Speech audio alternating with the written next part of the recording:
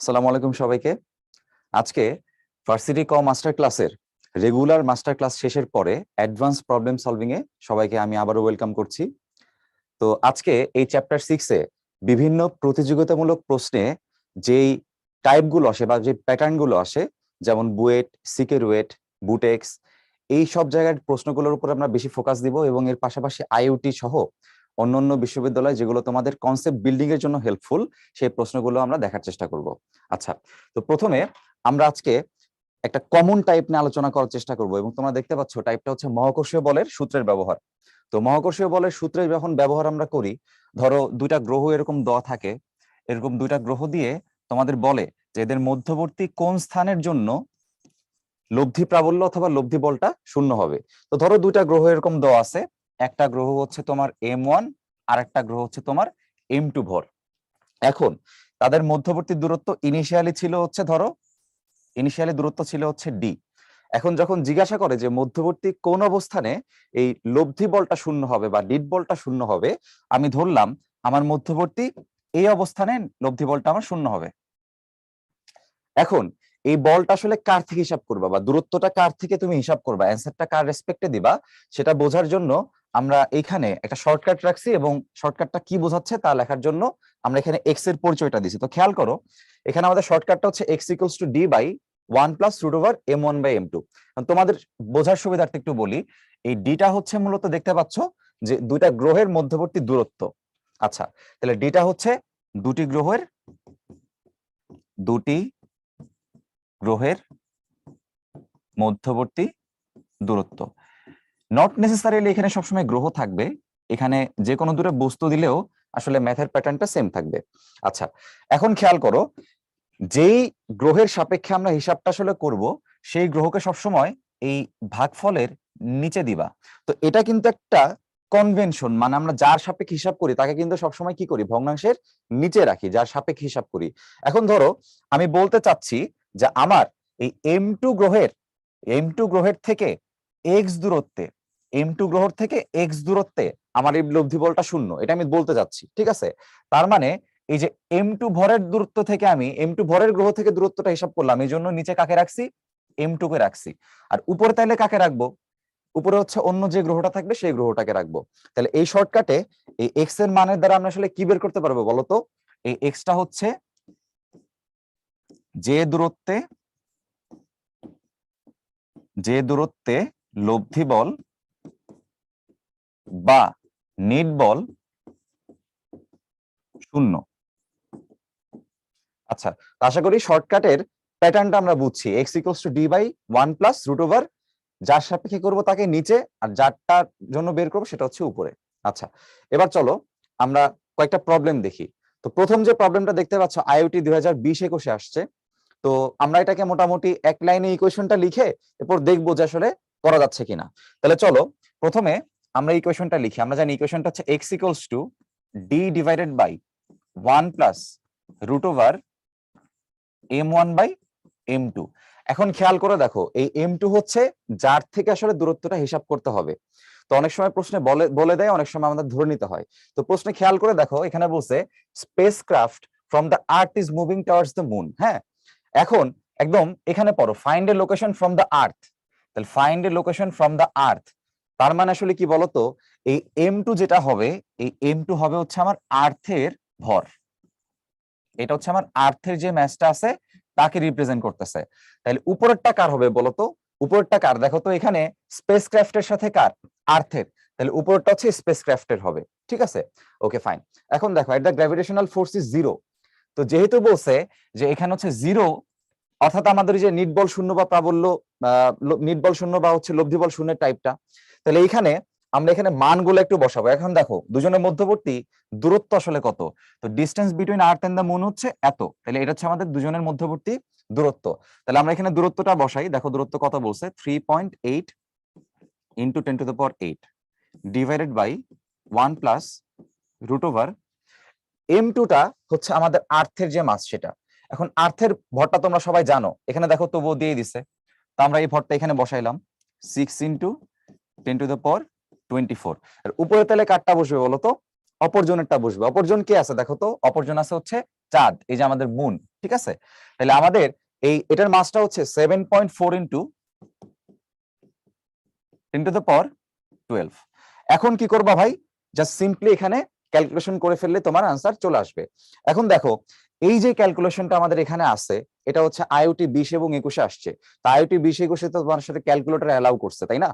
তো নরমালি আমরা একটু পরে দেখবো আরেকটা প্রবলেম আমি দেখাবো তোমাদের, আমি ক্যালকুলেটর ছাড়াই দেখাবো যে কিভাবে করা যায়।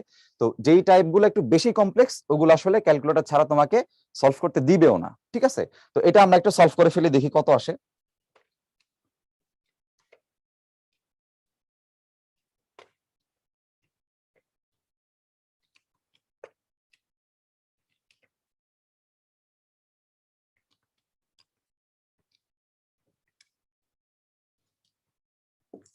3.42 ইন্টু 10⁻8, যেহেতু আমাদের দূরত্ব ডিস্টেন্স তার মানে এত মিটার। এখন দেখো তো এটার সাথে কোনটা আসলে আমার অ্যান্সার মিলে। আমার অ্যান্সার মিলে হচ্ছে অপশন বি। ওকে ফাইন, এবার চলো পরবর্তী প্রবলেমটা দেখি। দেখো মহাকর্ষীয় ধ্রুবকের মাত্রা সমীকরণ আমাদের কাছে জানতে চাওয়া হয়েছে। এখন এই মাত্রা সমীকরণটা তোমাদের আসলে সবার এমনি মুখস্থ রাখতে হবে, কারণ কি এটা অনেক বেশি কমন। তো মুখস্থের পাশাপাশি আমরা একটু দেখি কিভাবে আসে। মূল ইকুয়েশন সবাই প্রথমে লিখে ফেলবা। মূল ইকুয়েশন যেটা জানি, G m1 m2 divide by d square. এখন যার মাত্রা বের করতে হবে তাকে আমরা লেফট সাইডে নিয়ে আসি। তাহলে মাত্রা বের করতে হবে কার? মহাকর্ষীয় ধ্রুবকের। তাহলে মহাকর্ষীয় ধ্রুবককে যদি আমি একটা সাইডে রাখি, আমার ইকুয়েশনটা কেমন দাঁড়াচ্ছে দেখো তো, এফ ডি স্কোয়ার আপন m1 by m1 into m2। এখন কি করব, মাত্রা কার বের করতে হবে? মাত্রা বের করতে হবে জি এর। তাইলে জি এর মাত্রা বের করার জন্য এদের যে করেসপন্ডিং মাত্রাগুলো আছে ওগুলো আমরা বসাবো। তো আমরা বলের মাত্রা কিন্তু আমরা সবারই আমাদের মুখস্থ, যে বলের যে মাত্রাটা আছে, তো বলের মাত্রা আমাদের কত? mlt inverse 2। এরপরে আমাদের দূরত্বের মাত্রাটা হচ্ছে এল, তাহলে ডি স্কোয়ার মানে এল স্কোয়ার। আর নিচে আমাদের দুইটাই হচ্ছে ভর, m1 m2। তো ভরের মাত্রা আসলে কত? এম। তাহলে এখানে কি লিখবো? M square. তাহলে খেয়াল করো এখানে আমাদের মাত্রাটা আসলে কত আসতেছে। আমাদের এম যেটা আছে, এম হচ্ছে এম ইনভার্স 1 হয়ে যাচ্ছে, আমাদের টিটা হচ্ছে টি ইনভার্স 2 থাকে, আর এলটা হচ্ছে এল কিউব হয়ে যাচ্ছে। তাহলে এবার খেয়াল করে দেখো অপশনে কোনটা মিলে। তো অপশনে সবার প্রথমে সবগুলো হচ্ছে এল দিয়ে আছে। এখন দেখো মাত্র একটা অপশনে, শুধুমাত্র এই বি অপশনটাতেই কিন্তু তোমার এল কিউব আছে। আমার এখানেও কি আছে দেখো, এল কিউব আছে। তো যেহেতু প্রথমটাই মিলে গেছে, তাহলে এখানে অন্য কোনো অপশন হওয়ার কোনো চান্স নাই। তাহলে আমাদের অ্যান্সার কোনটা হবে বলতো? অ্যান্সার হবে বি। আচ্ছা, এবারে বুটেক্স 9-10-এর একটা প্রশ্ন, সিম্পল একটা প্রশ্ন, তাপমাত্রা বাড়লে মহাকর্ষীয় ধ্রুবকের কি হবে? তা আমরা আসলে কি জানি বলতো? মহাকর্ষীয় যে ধ্রুবকটা মানে আমাদের যেই ক্যাপিটাল জিটা, এই ক্যাপিটাল জি এর মানটা কার উপরে কিন্তু নির্ভরশীল না, সেটা সবসময় কনস্ট্যান্ট, যেটাকে আমরা বলি সার্বজনীন ধ্রুবক। আচ্ছা, তাহলে যেহেতু সার্বজনীন ধ্রুবক বলি, যে নাকি ধ্রুবক সেটা আসলে চেঞ্জ হচ্ছে না, তাই না? তো যেহেতু চেঞ্জ হচ্ছে না, তাহলে আমরা বলবো যে এটা তাপমাত্রা বাড়ুক আর তোমার হচ্ছে দুইটা মাধ্যমের মধ্যে যাই কিছু নিয়ে আসা হোক না কেন, এই মহাকর্ষ ধ্রুবকের কোনো কি হবে না, পরিবর্তন হবে না। তার মানে কি বলবো আমরা? পরিবর্তন হবে না, অথবা বলতে পারো যে একই থাকবে, ঠিক আছে? এরপর জি এর মানটা জাস্ট হচ্ছে লিখে দিলা। আচ্ছা, তাহলে আমরা জি এর মানটা এখানে লিখে দিতে পারি 6.673 ইন্টু 10 ইনভার্স 11। লিখার সময় যখন লিখবা এককটা সহ লিখে দিবা, তাহলে কত হবে? Newton metre square kg inverse 2। আচ্ছা, এবার চলো রুয়েটের 8-9 একটা প্রশ্ন আমরা দেখি। দেখো কি বলছে, পৃথিবীর ভর চন্দ্রের ভরের 81 গুণ। তাহলে পৃথিবীর যে ভরটা আছে, পৃথিবীর যে ভর ধর, এটা হচ্ছে এমই মানে আর্থের ম্যাস। এটা হচ্ছে চন্দ্রের যে ভরটা আছে, সেই চন্দ্রের ভরের কত গুণ? 81 গুণ। তাহলে 81 ইন্টু এম মানে হচ্ছে চন্দ্রের ভরের 81 গুণ। এখন বলছে দেখো তাদের কেন্দ্রের মধ্যবর্তী দূরত্ব দিয়ে দিছে, ফাইন। তার মানে আমাদের ডি এর ভ্যালুটা ওরা বলে দিছে। তাহলে ডি কত বলছে? 10⁻38.6 ইন্টু 10⁻4 কিলোমিটার। এটাকে যদি আমরা মিটারে নেই তাহলে বলো তো কত আসবে? সিম্পলি এখানে 10⁻3 যদি গুণ করে দাও, 10⁻7 মিটার হয়ে যাবে। ফাইন। চন্দ্র পৃথিবীর সংযোগকারী রেখার কোথায়, এই যে কোথায় জিজ্ঞাসা করছে মানে কোন অবস্থানে জিজ্ঞাসা করছে, কোন বস্তুর উপর উভয় টান কি হবে? সমান। উভয় টান যখন দুইটা বস্তুর উপর সমান হয়, ধরো এখানে একটা অবজেক্ট আর এখানে অবজেক্ট, যখন মাঝে একটা বস্তু তুমি রাখলে উভয়ের দিকে টান সমান হওয়া মানে বলো কি হয় বলো? উভয় দিকে যদি টান সমান হয় তাহলে আসলে এর উপরে লব্ধি বলটা কত হয় বলতো? শূন্য। তাহলে লব্ধি বলের যে শর্টকাটটা আমাদের ছিল আমরা সেটা এখানে ব্যবহার করব। লব্ধি বলের শর্টকাটটা কি? x equals to d divided by 1 plus root over m1 by m2। এখন একটু চিন্তা করে দেখো, আমাদের হিসাবটা কার থেকে করতে বলছে? প্রশ্নে কিন্তু কোথাও বলে নাই যে কার থেকে হিসাব, এটা কি আসলে চন্দ্রের থেকে নাকি আসলে পৃথিবীর থেকে। তার মানে তোমার এখানে কি আছে? একটা স্বাধীনতা আছে চুজ করে নেওয়ার। তো আমি যেটা বলি আসলে এটা হিসাব করার ক্ষেত্রে উপরে যদি তুমি বড় মানটাকে বসাইতে পারো হিসাবটা তাহলে সহজ হয়। কিভাবে? তুই চিন্তা করো, রুটের ভিতরে যদি উপরে বড় মানটা থাকে, উপরে বড় মান থাকলে ভগ্নাংশটা কেমন থাকে? একটা সুন্দর ভগ্নাংশ আসে। সো আমি ইচ্ছা করেই এই উপরের মানটা বড় রাখলাম আর নিচের মানটা কি রাখলাম? ছোট রাখলাম। তাহলে এবার তুমি দেখো এখানে কোন ভরটা বেশি বলতো? এখানে আমার পৃথিবীর ভর যেহেতু চাঁদের ভরের 81 গুণ বেশি, তার মানে পৃথিবীর ভরটাই অবশ্যই কি বেশি। তাইলে আমরা কি করব এখানে? আমরা এখানে 1 প্লাস বড়টাকে বলছি উপরে রাখলে সহজ হয়, তাহলে উপরে পৃথিবীর ভরটা বসাবো। তাহলে পৃথিবীর ভরটা দেখো তো ভাই কত? চাঁদের 81 গুণ। তাহলে পৃথিবীর ভরটা হচ্ছে 81 ইন্টু mm ডিভাইডেড বাই নিচে কাটতে হবে চাঁদের ভরটা হবে, তাহলে চাঁদের ভরটা হচ্ছে আমার কত? mm। আচ্ছা, আর উপরে হচ্ছে ডিস্টেন্স, টোটালটা ডিস্টেন্স কত আছে দেখো? 38.6 ইন্টু এত। তাইলে এই ভ্যালুটা আমরা একটু লিখি। ওকে, এখন দেখো ভাইয়া এই হিসাবটা কত সহজে করে ফেলা যায়। আমরা যদি এই এম কে কেটে দেই, রুটের ভিতরে কি থাকে? 81 থাকে। রুটের ভিতরে 81 কত হয়ে যায়? 9 হয়ে যায়। তাহলে আমরা এখানে কি লিখতে পারি? 38.6 into 10 to the power 7 divided by, খেয়াল করে দেখো এই 1 আর রুট 81, রুট 81 হচ্ছে 9 আর এখানে হচ্ছে 1, তাহলে যোগ হয়ে কত হবে? 10। তাহলে এখানে 10 থাকলো। এখন তুমি যখন 10 দ্বারা ভাগ করবা তখন কি হয়? সিম্পলি তখন দশমিকটা কি হয়? এক ঘর বামে চলে আসে, তাই না? তাহলে আমাদের এখানে অ্যান্সারটা আসলে কত হবে বলতো? অ্যান্সার হবে 3.86 into 10 to the power 7 metre. তো কেউ চাইলে তোমরা মিটারও রাখতে পারো, কেউ চাইলে তোমরা এটাকে কিলোমিটারও রাখতে পারো। সেটা হচ্ছে আমাদের অ্যান্সার। ওকে, এবার দেখো সিকের ওয়েটের 21-22-এর একটা প্রশ্ন আসছে যে যদি পৃথিবীর পৃষ্ঠে এবং এইচ গভীরতায় পৃথিবীর অভিকর্ষীয় ত্বরণের মান বলছে। আচ্ছা ফাইন, তাইলে একটা বলছে হচ্ছে পৃথিবীর পৃষ্ঠে, পৃথিবীর পৃষ্ঠের যেটার অভিকর্ষীয় ত্বরণের মান সেটা হচ্ছে জি, আর ডি গভীরতায়, এখানে হচ্ছে এইচ গভীরতায় বলছে। ফাইন, এখানে এইচ গভীরতায় যদি আমি আর একটা গোলক চিন্তা করি, এই গোলকটার জন্য আমাদের আসলে কত বলা হয়েছে দেখো ভাই, এই গোলকটার জন্য আমাদের বলা হয়েছে জি প্রাইম। এখন বলছে জি এবং জি প্রাইমের মধ্যে সম্পর্ক স্থাপন করো। তা আমরা কিন্তু জানি যে যখন আমরা গভীরতায় চিন্তা করি, নির্দিষ্ট গভীরতায় চিন্তা করি, তখন আমাদের ইকুয়েশন আসলে কি দাঁড়ায়? আমরা জানি GD equals to G into 1 minus H by R. তাহলে এখানে একদমই সহজ বিষয় ভাই, এই জিডি যেটাকে আমরা বলি এইচ গভীরতায় অভিকর্ষীয় ত্বরণের মান, সেটাকে ওরা জিডি বলে না, ওরা কি বলছে? সেটাকে বলছে ওরা জি প্রাইম। তাহলে জিডি এর বদলে আমরা কি বসাবো? জি প্রাইমটা বসাবো। তাহলে জি প্রাইম বসালে যেটা থাকে সেটাই হচ্ছে আমাদের এখানে অ্যান্সার। তাহলে একটু দেখো অপশনের সাথে কোনটা মিলে, একটু অপশনের সাথে দেখো কোনটা মিলে। দেখো অপশনের সাথে মিলে হচ্ছে এ। তাহলে বুঝতেই পারতেছো আসলে কত সহজ প্রশ্নগুলো আসতেছে। আচ্ছা, এবার দেখো সিকের ওয়েটের 22-23-এর আর একটা প্রশ্ন আসছে। তো কি বলছে দেখো, একজন অ্যাথলেট পৃথিবীতে দীর্ঘলাভ দিয়ে সর্বোচ্চ 4 মিটার দূরত্ব যেতে পারেন। তো ওই অ্যাথলেট চাঁদের পৃষ্ঠে দীর্ঘলাভ দিয়ে সর্বোচ্চ কত দূর যেতে পারেন? তাহলে প্রথমে যেটা তোমাদের খেয়াল করতে হবে সেটা হচ্ছে এখানে কাদের মধ্যে সম্পর্কটা আছে, অর্থাৎ কোন দুটি হচ্ছে আমাদের অ্যাকচুয়ালি চলক। তাহলে প্রথমে খেয়াল করো, দীর্ঘলাভ দিয়ে তিনি যে সর্বোচ্চ এতটুকু যেতে পারেন, এটা হচ্ছে দূরত্ব অর্থাৎ উচ্চতার একটা ফ্যাক্টর। তাহলে এখানে এটাকে আমরা ধরো এইচ বলে নাম দিলাম। আচ্ছা, এখন যেহেতু বলছে পৃথিবীতে, তার মানে কি ভাইয়া এখানে পৃথিবী আসলে কার দ্বারা রিপ্রেজেন্ট করা যায় বলতো? মহাকর্ষ বিকর্ষের চ্যাপ্টারে পৃথিবীকে রিপ্রেজেন্ট করা যায় হয়তো পৃথিবীর ভর দ্বারা, অথবা পৃথিবীর ব্যাসার্ধ দ্বারা, অথবা অভিকর্ষ ত্বরণ দ্বারা।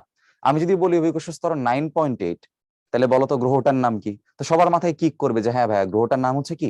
পৃথিবী। তো এইভাবে চিন্তা করো, তাইলে এখানে পৃথিবী বলতে আসলে আমাদের অভিকর্ষ ত্বরণকে কি করতেছে? রেফার করতেছে। আচ্ছা, এবার দেখো ওই অ্যাথলেট চাঁদের পৃষ্ঠে, এবার চাঁদের কথা বলছে। ফাইন, তো ধরো চাঁদের পৃষ্ঠে আমরা এটাকে বললাম জিএম, দীর্ঘলাভ দিয়ে সর্বোচ্চ কত দূর যেতে পারবেন? তাইলে সর্বোচ্চ কত দূর যেতে পারবেন এটা থেকে আমরা ধরলাম এইচ এম। এটার মান কিন্তু আমরা আসলে জানি না। এখন বলো জি এর সাথে এখানে এইচ এর সম্পর্ক স্থাপন করতে হবে।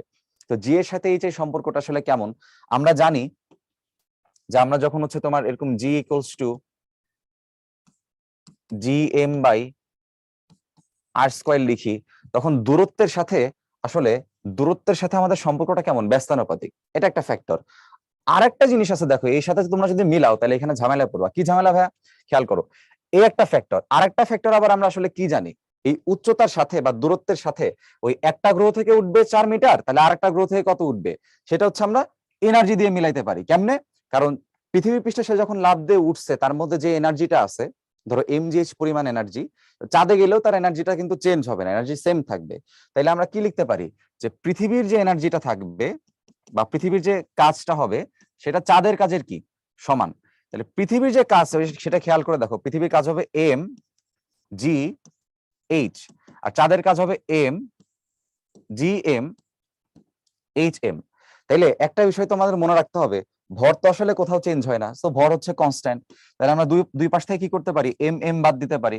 আমাদের কি বের করতে হবে বলো, ওই চাঁদেরটা বের করতে হবে, তার মানে এইচ এমটা বের করতে হবে। তাহলে দেখো এইচ এমটা কত হয়, G by G M into H. এখন জি এর সম্পর্ক এখানে হচ্ছে দেখতেছি আমরা। এবার বলো তো, জি এর সাথে যে সম্পর্কটা, জি এর সাথে ভরের সম্পর্কটা কেমন দেখো, জি এর সাথে ভরের সম্পর্কটা হচ্ছে একদম সমানুপাতিক। হ্যাঁ, আমাদের জি এর সাথে ভরের সম্পর্কটা কেমন, সমানুপাতিক। তাইলে এখানে জি যদি উপরে থাকে, এটা পৃথিবী, আর জি এমটা হচ্ছে কার, চাঁদের। তাহলে আমরা ভরটাকে কিভাবে বসাবো, আমরা দেখো উপরে হচ্ছে প্রথমে পৃথিবীর ভর বসাবো, নিচে কার ভর বসাবো, চাঁদের ভর বসাবো। আরেকটা বিষয় খেয়াল করে দেখো, এই জি এর সাথে আর এর সম্পর্ক হচ্ছে ব্যস্তানুপাতিক। তাহলে ব্যাসার্ধটা কি হবে, বর্গের ব্যস্তানুপাতিক। তাহলে ব্যাসার্ধের ক্ষেত্রে আমাদের এই জিটা উপরে থাকলে আমাদের আর এমটা থাকবে হচ্ছে নিচে, আর এই আমাদের আরটা থাকবে হচ্ছে নিচে। আর যেহেতু জি এমটা হচ্ছে আমাদের নিচে আছে, তাহলে আর এমটা কোথায় হবে বলতো, উপরে হবে। এবং যেহেতু বর্গের ব্যস্তানুপাতিক, তাহলে টোটালটার উপর তুমি একটা কি দিয়ে দাও, একটা হোল স্কয়ার দিয়ে দাও। এর সাথে গুণ করতে হবে কি, এইচ কে গুণ করতে হবে। আচ্ছা, তাহলে এবার দেখো সরাসরি মানগুলো বসাই দাও। তাহলে মান কত কত আছে দেখো, আমাদের পৃথিবীর ভর আর চাঁদের ভর হচ্ছে, রেশিওটা হচ্ছে 81 এবং 4 গুণ। তাহলে পৃথিবীর ভরটা কত গুণ বেশি, 81 গুণ বেশি, আর ব্যাসার্ধ হচ্ছে 4 গুণ বেশি। তাইলে এই যে এইখানে দুইটার মধ্যে অনুপাতের ক্ষেত্রে কারটা বড় বলো তো, পৃথিবীরটা বড়। তাহলে পৃথিবীরটা বড়, কত গুণ বড় দেখো, বলে দিচ্ছে 81 গুণ। ঠিক আছে, তাহলে এই অনুপাতের মানটা আসলে তোমার 81। তারপরে দেখো সেম ভাবে পৃথিবী আর চাঁদের মধ্যে কার ব্যাসার্ধটা বেশি, ওইখানে দেখো বলে দিছে যে ব্যাসার্ধ হচ্ছে 4 গুণ পৃথিবীরটা। তাহলে পৃথিবীর সাইডে এই রেশিওটা হবে হচ্ছে 4। তার মানে এটা আসলে কিভাবে আছে বলো তো, 1/4 হোল স্কয়ার। তার সাথে এইচ, এইচ দেখো বলা আছে 4, তাহলে এখানে আমরা 4 লিখলাম। এখন দেখো সিম্পল ক্যালকুলেশন, আমরা এখানে কি লিখতে পারি, 81, নিচে হচ্ছে আমাদের 16 থাকবে, আর এখানে হচ্ছে আমাদের 4 আছে। তাহলে এবার ছোট করে কাটাকাটি করো, এখানে 4 হবে। তাহলে আমাদের অ্যান্সার কত আসতেছে দেখো তো, অ্যান্সার আসতেছে 81 ডিভাইড বাই 4। এবার এটা হাতে কলমে ক্যালকুলেট কিন্তু আমরা করতে পারি সহজে। কিভাবে করতে পারি, ওই যে একটা হচ্ছে এরকম ভাগ করে করে করা। তো একটা সহজ টেকনিক হচ্ছে যে, তুমি তো জানো যে আসলে 81 আসলে 4 দ্বারা সম্পূর্ণরূপে বিভাজ্য না। তাহলে কত হইলে ভালো হইতো, তা আমাদের জন্য ভালো হইতো হচ্ছে যদি 80 হইতো, তাই না? তো এইভাবে চিন্তা করো দেখো, যে এটাকে আমরা লিখতে পারি 80 + 1 ডিভাইডেড বাই 5 ডিভাইডেড বাই 4। তাহলে এই যে ডিভাইড করলাম 4 দ্বারা, তাহলে এখানে এটাকে আমরা এইভাবে লিখতে পারি দেখো, 80 ডিভাইড বাই 4। তাহলে 80 ডিভাইড বাই 4 কত হবে বলো তো, 20, তার সাথে যোগ হচ্ছে কত, 1/4। তাইলে এই 1/4 এর ভ্যালুটা আসলে কত বলতো, 4/1 মানে কি, 4/1 মানে 0.25। এটা তোমাদের একদম মনে রাখতে হবে। 1 থেকে শুরু করে 1/1 কত হয়, 1/2 কত হয়, 1/3 কত হয়, এরপরে 1/4 কত হয়। হ্যাঁ, একদম এই ভ্যালুগুলো 1/10 পর্যন্ত সুন্দর করে তোমাদের বাসায় শিখে ফেলতে হবে। আচ্ছা, তাহলে এইখানে আমাদের 1/4 এর যে ভ্যালু সেটা হচ্ছে আসলে কত, 0.25। তাহলে 0.25টা এখানে আমরা বসাই, তাহলে 20 এর সাথে 0.25 যদি যোগ হয় কত হবে, 20.25 মিটার। তাহলে তোমাদের এখানে একটু ছোট টেকনিক দেখাই দেই, দেখো এখানে আমরা মোটামুটি 1/4 পর্যন্ত করছি। এরকম কিন্তু আসলে অনেক ভ্যালু আমাদের লাগতে পারে। ফর এক্সাম্পল ধরো 1/5 যদি আমাদের বলতো, হ্যাঁ ধরো 1/5 এর ভ্যালু যদি বলতো কত হইতো, 0.2। যদি 1/6 বলতো 0.167। যদি বলতো ধরো 1/7, তাহলে সেটা হবে 0.14। যদি বলতো 1/8, সেটা হবে 0.125। ঠিক আছে, এভাবে করে যদি বলে 1/9 সেটা হবে 0.11। তাহলে এখানে যে আমি যে 1/something 1/2 1/3 একদম দেখো 1/10 পর্যন্ত কিন্তু লেখা আছে। তো এই ভ্যালুগুলো তোমরা ইউজ করলে ক্যালকুলেটর ছাড়াই সলভ করতে পারবা। ঠিক আছে, তাহলে আমাদের অ্যান্সার এখানে আসলে কোনটা? অ্যান্সার হচ্ছে এত মিটার। এবারে দেখো আরেকটা প্রশ্ন আমাদের সিগের ওয়েটেই আসছে। পৃথিবী পৃষ্ঠে একটি ইটের ওজন হচ্ছে 81 নিউটন।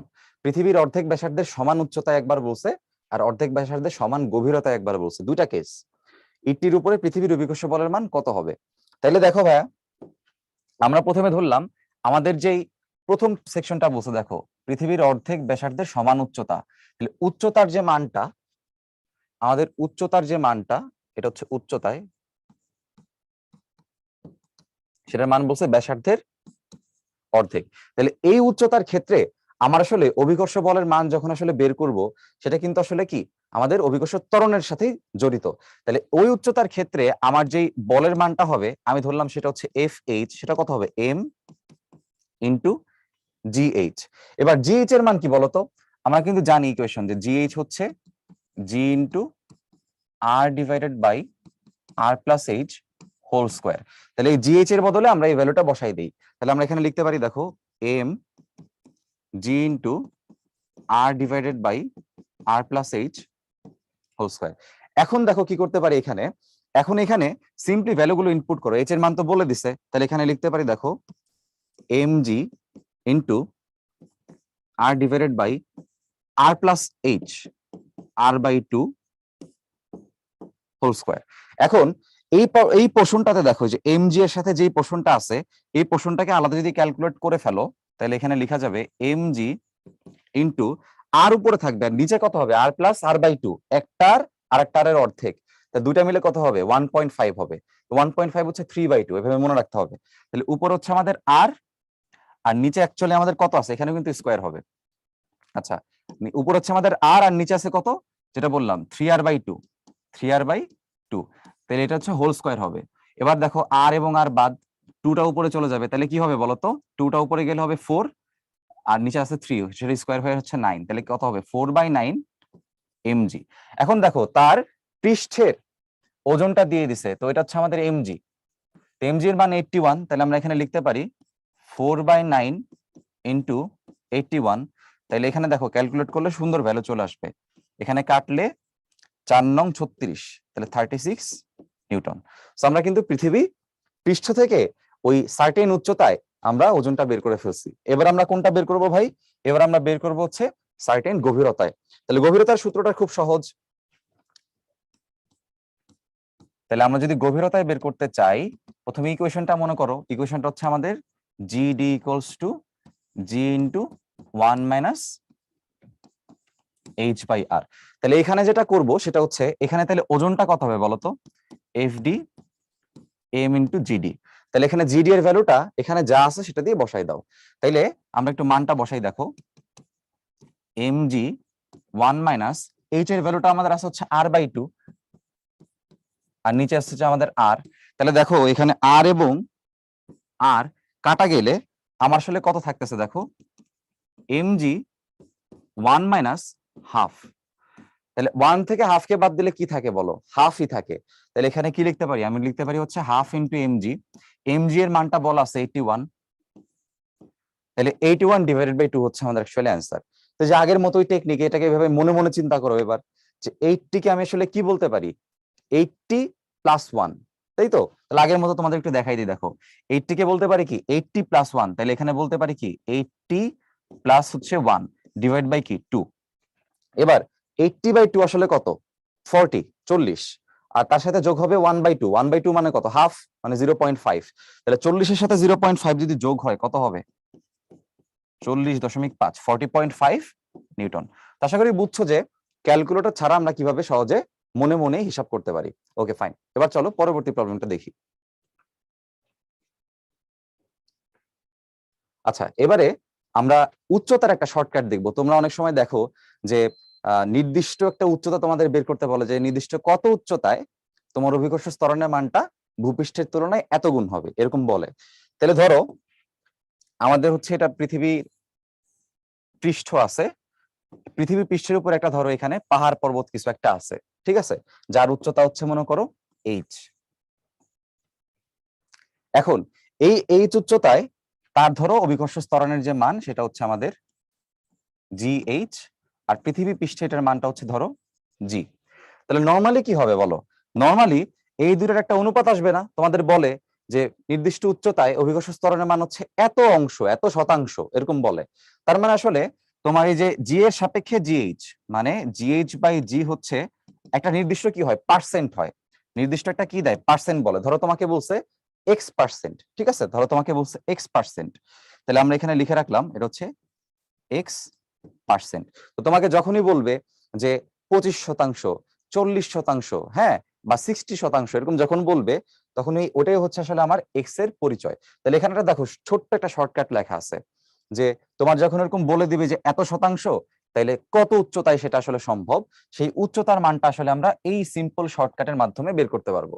তাহলে এটা হচ্ছে যে উচ্চতায় এই শর্তটা সত্যি হবে, যে উচ্চতায় এই শর্তটা সত্যি। আর এক্স এর পরিচয় তোমাদের আমরা দিছি। আর তো বুঝতেই পারতেছো, আরটা হচ্ছে যেই গ্রহের রেসপেক্টে বলবে, যেই গ্রহের রেসপেক্টে বলবে আমাদের সেই গ্রহটার হিসাব করতে হবে। তাইলে এখানে এক্স এর পরিচয় হচ্ছে কত শতাংশ, আর এইচটা হচ্ছে নির্দিষ্ট কোন উচ্চতায়। তাহলে এটা হচ্ছে আমাদের কার শর্টকাট বলতো? উচ্চতার একটা শর্টকাট। আচ্ছা, আর মেন ইকুয়েশন তো তোমরা জানোই। সো আমরা চলো একটা প্রবলেম দেখি। ভূপৃষ্ঠ থেকে কত উঁচুতে গেলে সেখানকার অভিকর্ষ ত্বরণের মান 25% হবে। তার মানে বুঝতেছো অভিকর্ষ ত্বরণের মানটা আসলে কার রেসপেক্টে 25%? অবশ্যই ভূমির সাপেক্ষে। তাহলে এক্স এর পরিচয়টা আসলে এখানে আমাদের বলে দিচ্ছে, কত পার্সেন্ট বলছে বলতো? 25% বলছে। তাহলে এক্স পার্সেন্ট মানে যেহেতু দেখো, যেহেতু এক্সটা হচ্ছে পার্সেন্ট আকারে দেওয়া থাকে, তাহলে এক্স এর মানটা আসলে কত? 25। এবার দেখো আমাদের শর্টকাট কি ছিল? h equals to 10 minus root x divide by root x into R. তাহলে সেম ইকুয়েশনটা আমরা এখানে লিখবো যে h equals to 10 minus root x divided by root x into হচ্ছে আর। তাহলে দেখো 10 মাইনাস রুট এক্স, তাহলে রুট 25। রুট 25 কত তোমরা জানো? 5। নিচেও কত আছে? 5। তার সাথে গুণ হবে কত? আর। আর এর ভ্যালুটা এখানে বলে দিচ্ছে, না বললেও হইতো। তা আমরা কিন্তু জানি পৃথিবীর যেই তোমার হচ্ছে ব্যাসার্ধ সেটা হচ্ছে 6400 কিলোমিটার। এখন কিলোমিটারের কথা কেন বললাম? মিটারে তো দিয়ে দিছে। এটা হচ্ছে বুদ্ধি। তুমি অপশনে খেয়াল করে দেখো, সবগুলো অপশন কিসে দেওয়া আছে? কিলোমিটারে। এই জন্য তুমি কি করবা, আর এর মানটা তোমার স্বার্থে তুমি 6400 কিলোমিটার লিখবা। আচ্ছা, এবার খেয়াল করো আমার উপরে কত আছে? 10 মাইনাস 5, সেটা হচ্ছে 5। নিচেও 5, তাহলে এটা কত হয়ে যাবে? 1। এটা হচ্ছে সিম্পলি 1 ইন্টু 6400 কিলোমিটার। তার মানে আমাদের অ্যাকচুয়াল অ্যান্সার কত এইচ এর বলো তো? 6400 কিলোমিটার। কোনটা হবে অ্যান্সার? অ্যান্সার হবে হচ্ছে ডি। তার মানে তোমরা বুঝতেছো আমরা কিন্তু একদম সহজেই শর্টকাট ইউজ করার মাধ্যমে এই টাইপের প্রবলেম খুব অল্প সময়ে সলভ করতে পারি। তো আমার কিন্তু তোমাদের সাথে কথা বলে বলে কমিউনিকেট করে করে সলভ করতে হয়েছে, এই জন্য হয়তো 1 মিনিটের মতো লাগতে পারে। কিন্তু তোমরা যখন বাসায় এটা করবা, এটা করতে কিন্তু ম্যাক্সিমাম তোমাদের 20 সেকেন্ড সময় লাগবে, ঠিক আছে? সো বারবার প্র্যাকটিস করবা। আইওটি 19-20 একটা প্রশ্ন আসছে, আমরা একটু লিখে রাখি। The height at which the acceleration due to gravity becomes g/9। এটা একটু লিখে রাখো। দেখো জিএইচ এর ভ্যালুটা বলছে g/9, ঠিক আছে। Where g is denoted by the acceleration due to gravity on the surface of the earth in terms of r। আচ্ছা, এখন দেখো এখানে আসলে কি চাইছে? হাইটটা চাইছে, যে কোন হাইটে আমার এই কন্ডিশনটা আসলে মেইনটেইন করবে। তাহলে হাইট চাইছে। তাহলে আমরা কি করতে পারি বলো? আমরা আগের ম্যাথের মতোই এরকম শর্টকাট দিয়ে এই ম্যাথটা করে ফেলতে পারি। কিন্তু এই ম্যাথের ক্ষেত্রে শর্টকাট থেকেও আসলে আমাদের যে অ্যাকচুয়াল প্রসিডিউর সেটা ভালো কাজ করবে। কেন? কারণ এটা হচ্ছে দেখো পার্সেন্টেজে বলা নাই। তো পার্সেন্টেজে না বললে আমরা নর্মাল নিয়মে করতে পারি, আবার পার্সেন্ট করে মানে 100 দিয়ে গুণ করে পার্সেন্ট করে আমরা ম্যাথটা করতে পারি। তো এই ম্যাথে যেহেতু পার্সেন্ট করে করাটা একটু জটিল। কেন জটিল তোমাদের একটু বুঝাই। 1/9 ইন্টু 100% দিলে এই ভ্যালুটা 11.11% এর মতো হবে। তো ওটাকে আমার আবার রুট করতে হবে। সো ওটা একটু কমপ্লেক্স। তার থেকে বড় আমাদের যে মূল ইকুয়েশন, সেই মূল ইকুয়েশন দিয়ে ম্যাথটা করা কি হবে? বেটার হবে। তাহলে মূল ইকুয়েশনে আমরা কি জানি বলতো? মূল ইকুয়েশন জানি GH equals to G into R divided by R plus H whole square. তাহলে এই মূল ইকুয়েশন থেকে আমরা যদি মানটা বের করতে চাই, তাহলে আমাদের জন্য এটা বেটার হবে। তাহলে চলো কিভাবে বের করা যায় দেখো। GH হচ্ছে g/9। তাহলে আমরা এখান থেকে কি বলতে পারি বলতো? এখান থেকে বলতে পারি জি এর মানটা হচ্ছে আমাদের কত হবে দেখো তো? 9 GH। তাহলে এই ভ্যালুটা আমরা একটু এখানে ইনপুট দিব। হ্যাঁ, তাহলে এখানে আমরা লিখতে পারি, দেখো জিএইচ, জি এর মানটা হচ্ছে 9 GH, এখানে আছে R by R plus H whole square. এখন দেখো দুই পাশ থেকে কি বাদ যাবে, এই জিএইচ জিএইচ বাদ, তাহলে আমরা এখান থেকে কি লিখতে পারি, দেখো এই পাশে 9টাকে রেখে দেই, তাহলে এ যদি এই পাশে উল্টাই চলে আসে তাহলে কত হবে, R plus H divide by R whole square equals to 9। এবার দেখো আমার মান বের করতে হবে কার, এইচ এর মান বের করতে হবে। সো এইচটাকে কি করতে হবে, রুট থেকে বের করে নিয়ে আসতে হবে, বা স্কোয়ার থেকে বের করে নিয়ে আসতে হবে, তো এটাকে রুট করতে হবে। সো রুট করলে কত আসবে, এই আর বাই আর হচ্ছে 1, আর এইচ বাই আর তো বুঝতেছই, তাহলে কি লেখা যায় এটাকে 1 প্লাস এইচ বাই আর, এটা সব ভাগ করলাম প্রথমে, আর স্কোয়ারটা আমি লিখবো না কারণ রুট করতেছে। সো রুট করলে 9টা কত হয়ে যাবে, 9 হয়ে যাবে হচ্ছে আমাদের 3। তাহলে এখান থেকে দেখো পরবর্তী লাইনে আমি লিখতে পারি এইচ বাই আর এর মানটা হবে হচ্ছে 3 - 1 মানে 2, তার মানে এইচ এর মানটা হচ্ছে আমাদের হবে টুয়াইস আর। তাহলে আমাদের অ্যাকচুয়াল যে টার্গেটটা ছিল যে কোন উচ্চতা, সেই উচ্চতার মান হচ্ছে টুয়াইস আর। তাহলে আমাদের কোন অপশনের সাথে এটা মিলে ভাইয়া, দেখো তো অপশন সি এর সাথে এটা হচ্ছে আমাদের মিলে যাচ্ছে। আচ্ছা, এবারে দেখো অভিকর্ষ ত্বরণেরই গভীরতার শর্টকাটটা হচ্ছে আমরা দেখব। আমাদের কি জিজ্ঞাসা করে, যে আগের মতো বললাম যে কোন গভীরতায় আমাদের এই এক্স এর পরিচয়টা হচ্ছে, যে ওই ধরো এইচ গভীরতায়, অথবা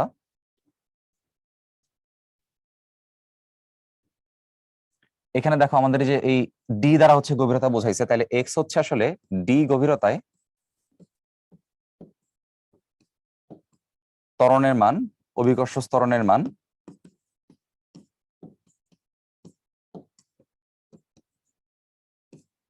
কত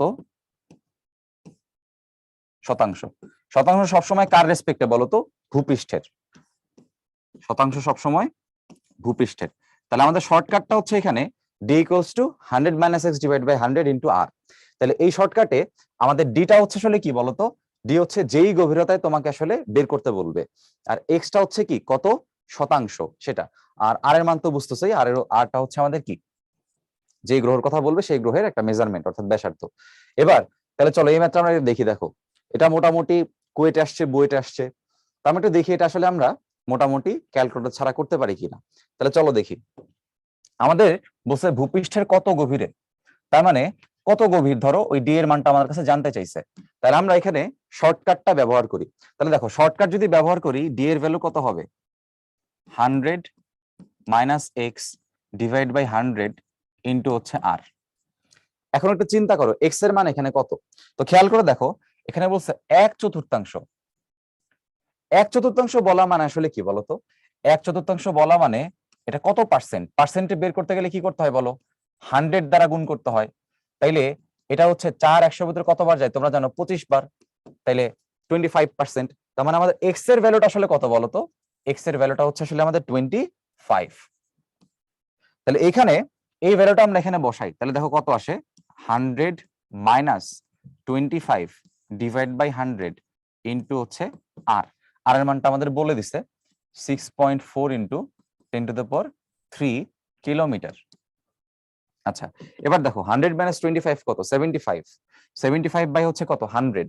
তাহলে 75 এর ভিতরে 25 কয়বার যায়, 3 বার, আর 100 এর ভিতরে যায় হচ্ছে 4 বার। তাহলে কত হবে, এটা হবে 3/4 ইন্টু 6.4 ইন্টু 10⁻³ কিলোমিটার। এখন ক্যালকুলেশন খুব সহজ। আমরা নর্মালি কি জানি বলতো, আমরা নর্মালি জানি ধরো 64 ডিভাইড বাই যদি 4 হয়, এটাকে আমরা কি লিখতে পারি, আমরা জানি যে 4 ষোলং 64। তাহলে এইভাবে আমরা কি লিখতে পারি, 16 লিখতে পারি। কিন্তু খেয়াল করে দেখো এখানে একটা দশমিক আছে, তো দশমিকটা কোথায়, এই 6.4 এখানে দশমিকটা আছে। তাহলে অ্যান্সারও আমার এখানে একটা কি থাকবে বলতো, একটা অ্যান্সারে দশমিক থাকবে, তাহলে 1.6 হবে এটার অ্যান্সার অ্যাকচুয়ালি। তাইলে এটা যদি আমরা কাটি, এভাবে কাটলে এটা কত থাকবে, 1.6। সেই 1.6 এর সাথে আবার এখানে কি আছে, 3 আছে। তাহলে এখানে আমরা কি করতে পারি বলো, আমরা জানি যে নরমালি 3 এর সাথে যখন 16 গুণ দেওয়া হয় 3 ষোলং হচ্ছে 48, কিন্তু যেহেতু আমার এখানে একটা দশমিক আছে, তাহলে অ্যান্সার একটা কি চলে আসবে, এক ঘর পর একটা কি চলে আসবে, দশমিক চলে আসবে। তাহলে অ্যান্সার হবে কত, 4.8 ইন্টু 10⁻³ কিলোমিটার। ঠিক আছে, তাহলে এখানে আমাদের অ্যান্সার হচ্ছে 4.8 ইন্টু 10⁻³ কিলোমিটার। তো এই প্রশ্নটা কিন্তু একইভাবে আমাদের যে মূল ইকুয়েশন দিয়েও কিন্তু করে ফেলা যায় আর কি। মূল ইকুয়েশন কোনটা বলতো, মূল ইকুয়েশন হচ্ছে এরকম যে GD equals to G into 1 - h by R. এখানে হচ্ছে আমরা যেহেতু গভীরতাকে ডি দ্বারা ডিনোট করতেছি, সো এখানে আমরা ডি লিখে রাখি। আচ্ছা, তাহলে এবার দেখো এখানে বলছে 1/4, তার মানে এটার মানটা হচ্ছে এখানে ভাগ করলে এটা আসবে 1/4, এখানে আসবে 1 মাইনাস ডি বাই আর। তাহলে দেখো এখান থেকে যদি ক্যালকুলেট করতে চাই, ডি বাই আর এর ভ্যালুটা হবে হচ্ছে 1 মাইনাস 1/4, 1 মাইনাস 1/4 মানে হচ্ছে 3/4। তার মানে ডি এর মানটা আসলে কত আসতেছে, 3/4 ইন্টু আর, অর্থাৎ 6.4 ইন্টু 10⁶ মিটার। তো এখানে যেহেতু আমাদের কিলোমিটার বলছে, তাহলে আমরা এখানে ধরো 10⁻³ কিলোমিটারটাকে রাখি, তাহলে একই অ্যান্সার আসবে 4.8 ইন্টু 10⁻³ কিলোমিটার, একই অ্যান্সার আসবে। সো চাইলে তোমরা নর্মাল নিয়মটা দিয়ে এটা করতে পারো, আবার এখানে শর্টকাটটাও কি করতে পারো, অ্যাপ্লাই করতে পারো। শর্টকাটের সুবিধা হচ্ছে এখানে একদম মুখে মুখে তোমরা মোটামুটি ক্যালকুলেট করতে পারবা যদি তোমরা ওই ক্যালকুলেশনটা বারবার প্র্যাকটিস করো। এবার দেখো বুটেক্স 16-17 একটা প্রশ্ন আসছে যে একই ঘনত্বের দুটি গ্রহের ব্যাসার্ধের অনুপাত দেওয়া আছে। তাইলে দুটি ব্যাসার্ধের অনুপাত বলে দিছে হচ্ছে R1:R2। তাহলে আমরা একটা কাজ করি, আমরা এটাকে ভগ্নাংশ আকারে লিখে ফেলি। তাহলে R1 ডিভাইডেড বাই R2 হবে হচ্ছে 2/1। এখন একটা বিষয় ইম্পর্টেন্ট, এখানে দেখো একই ঘনত্ব, একই ঘনত্ব। সো যখন ঘনত্ব সেম দিয়ে দেয় বা ঘনত্ব রিলেটেড একটা কথা বলে, তখন অভিকর্ষ ত্বরণ বের করার যে ঘনত্বের ইকুয়েশন, ওটার কথা একটু মনে করবা, ঠিক আছে? তাহলে ঘনত্বের ইকুয়েশনটা কোনটা বলতো, 4/3 পাই রো জি আর। এটা হচ্ছে ঘনত্বের সাপেক্ষে অভিকর্ষ ত্বরণ বের করার ইকুয়েশন। তাহলে এখানে দেখো ঘনত্ব কিন্তু ফিক্সড বলছে। আচ্ছা, ঘনত্ব যেহেতু ফিক্সড বা একই বলছে, তাহলে এটা হচ্ছে আমাদের কনস্ট্যান্ট, এটা আমাদের কনস্ট্যান্ট। আমাদের জি তো আসলে সবসময় কনস্ট্যান্ট, পাই নিজে কনস্ট্যান্ট, 4/3 কনস্ট্যান্ট। তাহলে জিটা আসলে এখানে কার উপর ডিপেন্ড করে, শুধুমাত্র দেখো তো, শুধুমাত্র আর এর উপর ডিপেন্ডেন্ট। তাহলে জি ইজ প্রপোর্শনাল টু অ্যাকচুয়ালি কত বলতো, আর। এজন্য যদি কখনো বলে একই ঘনত্বের, তো একই ঘনত্ব বললে তখন আর এর সাথে জি এর সম্পর্ক কিন্তু সমানুপাতিক। সো এই জিনিসটা অনেকেই কনফিউজ থাকে যে ভাই আরেকটা ইকুয়েশন তো আমরা জানতাম যে জি জি হচ্ছে প্রপোর্শনাল টু 1/r², ওটা তাইলে ভাই কখন, যখন যে ঘনত্বের কথাটা আসলে এইভাবে বলবে না, ঠিক আছে? তো একই না বললে তো তুমি কনস্ট্যান্ট ধরতে পারবা না, আর কনস্ট্যান্ট না ধরতে পারলে তুমি এভাবে সবকিছু হিসাব বাদ দিতে পারবা না, ঠিক আছে? তো এই কনফিউশন গুলো আসলে যাতে না হয়, ঠিক আছে?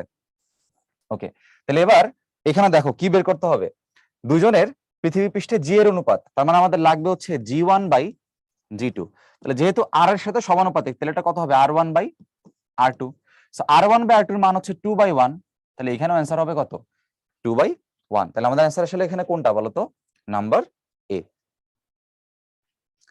এবারে বুয়েট 12-13 সালে আসা একটা প্রশ্ন দেখো, পৃথিবীর ভর বলে দিছে এবং পৃথিবীর ব্যাসার্ধ বলছে। তাহলে পৃথিবী পৃষ্ঠে small G by capital G এর অনুপাত কত হবে? সো আমরা মূল ইকুয়েশন কিন্তু সবাই জানি, জি ইকুয়ালস টু gm/r²। তাহলে এখান থেকে আমাদের বের করতে হবে হচ্ছে স্মল জি আপন ক্যাপিটাল জি। তো সেটা কত হবে, বুঝতেছ, একদম বাচ্চা লেভেলের ম্যাথ, বাচ্চা লেভেলের প্রবলেম। তার মানে আমাদের অ্যান্সার আসলে কত হবে, বি m/r²। এবার দেখো রুয়েট 10-11 একটা প্রশ্ন, ভূপৃষ্ঠে একজন লোক 3 মিটার লাফাতে পারে, তো চন্দ্রপৃষ্ঠে কত উঁচুতে সে লাফাতে পারে? তো মনে করো দেখো আজকে একদম প্রথম থেকে একটা ইকুয়েশন শিখাইছিলাম আমরা, যে শক্তি ধরে নিয়ে হিসাব করতে হয়। পৃথিবী পৃষ্ঠ থেকে লাফ দিয়ে সে চন্দ্রপৃষ্ঠে উঠছে, মানে চন্দ্রপৃষ্ঠের সাথে কম্পেয়ার করছিল।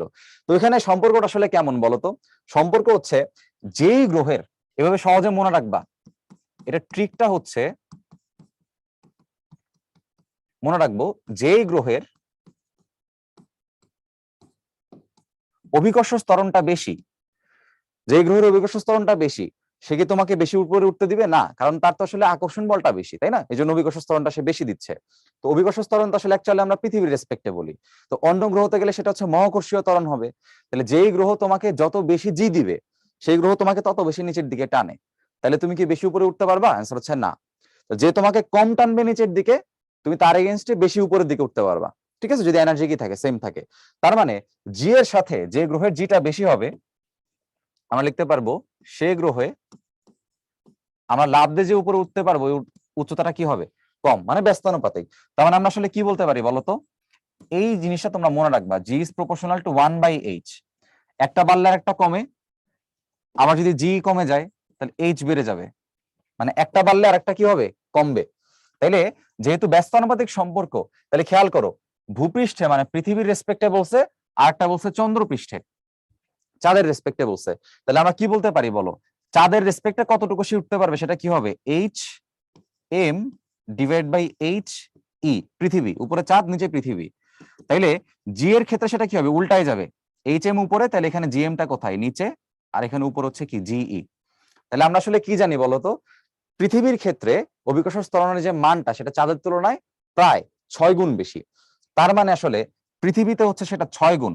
তোমরা যে জানো যে চাঁদের পৃষ্ঠ হচ্ছে পৃথিবী পৃষ্ঠের কত, 6/1 তাহলে ওইখান থেকে কিন্তু বলা যায় যে পৃথিবীর যে ত্বরণটা সেটা হচ্ছে চাঁদের তুলনায় কত গুণ, 6 গুণ। এভাবে চিন্তা করা যায়। তাহলে জি বাই হচ্ছে তোমার জিএম এর যে ভ্যালুটা, জি এর মান যদি এখানে বসাই দেই তাহলে কাটাকাটি করে কত আসবে, 6 আসবে। তাহলে এখান থেকে আমরা দেখো এইচ এম বের করতে পারবো, 6 ইন্টু এই এইচ এর মানটা বলেছে 3 মিটার, তাহলে অ্যান্সার হবে কত, 18 মিটার। সো এভাবে অল্প সময়ে তোমরা সলভ করতে পারো, এটা মনে মনেও সলভ করতে পারবা, মানে না লিখে।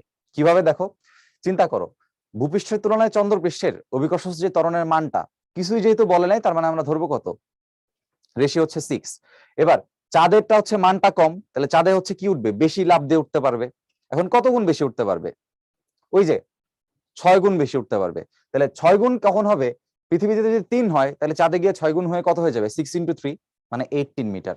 তার মানে একদম এটা ম্যাথ না করে কিন্তু কি দেওয়া যাচ্ছে, অ্যান্সার দেওয়া যাচ্ছে।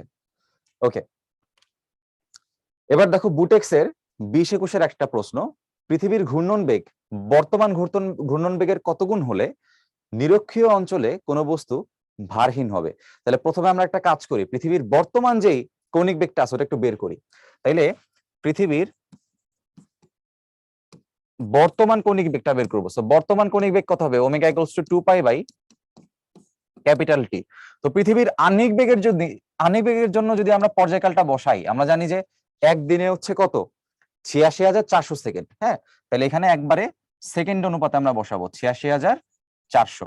তাহলে আমরা একটা কাজ করি, আমরা একটু দেখি এই ভ্যালুটা আসলে আমাদের কত আসে। হ্যাঁ,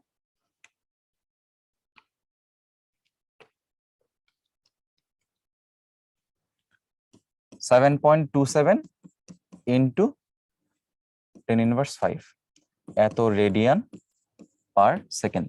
আচ্ছা, এবার দেখো বলছে কি নিরক্ষীয় অঞ্চলে। তো নিরক্ষীয় অঞ্চল বলা মানে কি বলতো, নিরক্ষীয় অঞ্চল বলা মানে হচ্ছে আমাদের যে অক্ষাংশ সেটা হচ্ছে 0 ডিগ্রি।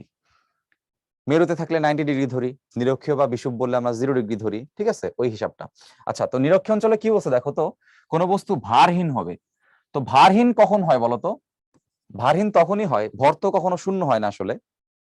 তাইলে ভারহীন কখন হয়, যদি আমার এমজির মানটা শূন্য হইতে হয় ভারহীন হইতে হইলে। ভার এবং ভরের মধ্যে পার্থক্য আছে, ভার হচ্ছে কি, ওজনটা হচ্ছে ভার। তাহলে এমজি শূন্য হবে কখন, এম তো শূন্য হয় না, জি শূন্য হইলে হচ্ছে তোমার কি হবে, এমজিটা শূন্য। সেটা কোথায়, নিরক্ষীয় অঞ্চলে, জি ল্যামডা। তার মানে জি ল্যামডার মানটা কত হইতে হবে ভাই, শূন্য হইতে হবে। এখন তোমরা সবাই কিন্তু ইকুয়েশন জানো, তা আমরা এখানে লিখলাম নিরক্ষীয় অঞ্চলে, নিরক্ষীয় অঞ্চলে।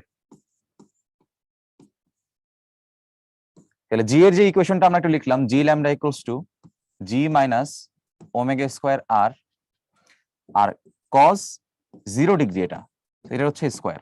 তাহলে যেহেতু 0 ডিগ্রি, আমাদের কিন্তু এখানে হচ্ছে এই ল্যামডার মানটা আমরা একবারে বসাই দিছি। 0 ডিগ্রি মান তোমরা জানো হচ্ছে 1, তাহলে আমরা এখানে কি লিখতে পারি, আমরা এখানে লিখতে পারি জি মাইনাস ওমেগা স্কোয়ার আর, আর জি ল্যামডার মানটা হচ্ছে শূন্য। কেন শূন্য আমরা বলছি, তাহলে এখান থেকে দেখো ওমেগা স্কোয়ারের যে মানটা হবে বা ওমেগার যে মানটা হবে সেটা হবে হচ্ছে, একবারে যদি আমরা দেখি জি বাই আর, তাহলে ওমেগার মানটা হচ্ছে আমাদের কত হবে বলতো, ওমেগার মানটা হবে হচ্ছে আমাদের root over G by R.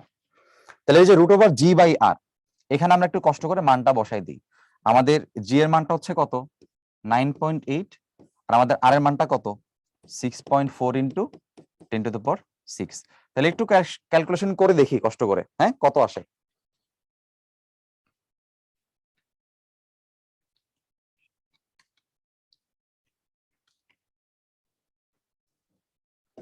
(1.23 into 10⁻³ এত রেডিয়ান পার সেকেন্ড। এখন জাস্ট কি করতে হবে বলতো, সিম্পলি অনুপাত করতে হবে পৃথিবীর ঘূর্ণন বেগ বর্তমান বেগের কত গুণ। তাহলে বর্তমানটা হচ্ছে আমাদের আগে লিখছি, তাহলে এটাকে আমরা ধরো ওমেগা প্রাইম দিয়ে দিই, অথবা ধরো ওমেগা 1 দিয়ে দিই, 1 দিয়ে দিই। তাহলে আমাদের কি বের করতে হবে, অনুপাত বের করতে হবে। তাহলে অনুপাতটা এখানে বের করে ফেলি, ওমেগা 1 ডিভাইড বাই হচ্ছে ওমেগা পৃথিবীর তুলনায় কত গুণ, তাহলে ওমেগা 1টা উপরে বসাই 1.23 ইনটু 10⁻³ আর নিচে হচ্ছে আমাদের কত আছে, ওমেগার মানটা বসাইতে হবে 7.27 ইনটু 10⁻⁵। তাহলে দেখি কত আসে।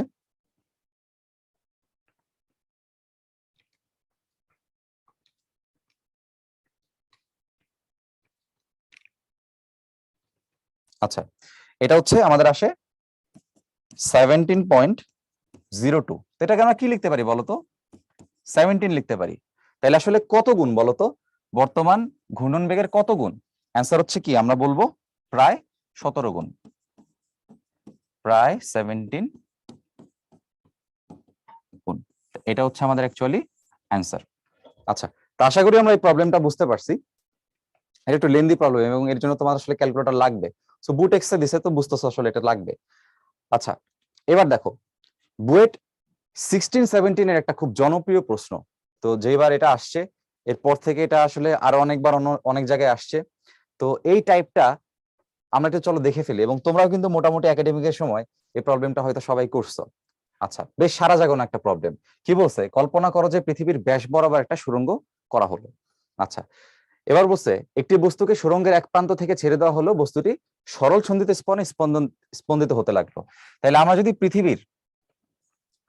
পৃথিবীর একদম ব্যাস বরাবর একটা সুড়ঙ্গ কেটে ফেলি, ধরো এটা হচ্ছে আমাদের সেই সুড়ঙ্গটা, এরপর যদি আমরা এখান থেকে একটা বস্তু ফেলে দেই, তাহলে বস্তু কিভাবে দুলতেছে দেখো, বলছে সরল সন্ধিত স্পন্দিত হতে লাগলো। তার মানে বস্তু এখন কি হচ্ছে বলো, বস্তু এখন অসিলেট করতেছে, মানে বস্তু এখন এভাবে অসিলেট করতেছে। ঠিক আছে, এভাবে অসিলেট করতেছে। তাহলে একবার সে এরকম উপরে উঠে একবার নিচে নামে, একবার উপরে উঠে একবার নিচে নামে, এভাবে সে দুলতেছে। তাহলে এই যে দোলনটা, এই দোলনটা আসলে দেখতে কার মতো বলতো, সরল সন্ধিতের মতো। তাহলে বলে দিছে, ফাইন।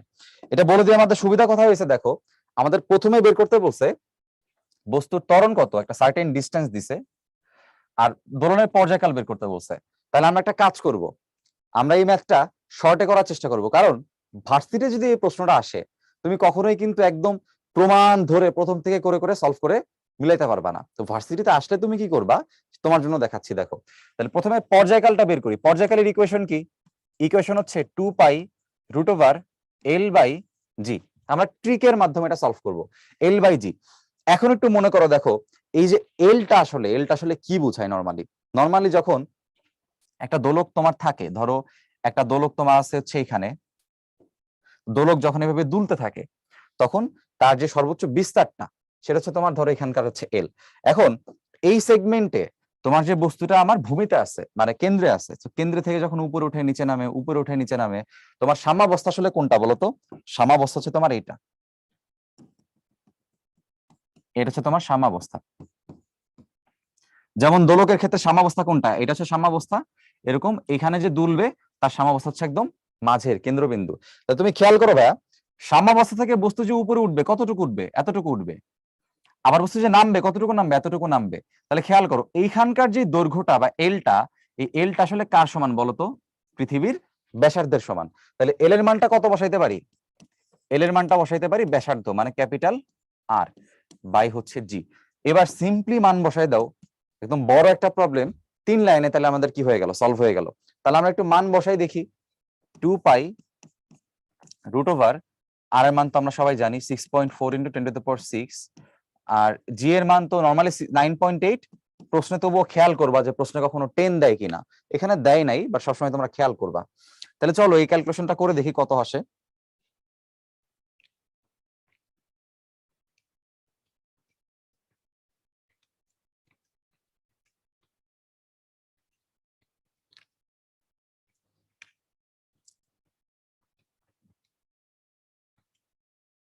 আচ্ছা, এটা আমাদের আসবে হচ্ছে 5077.58 সেকেন্ড।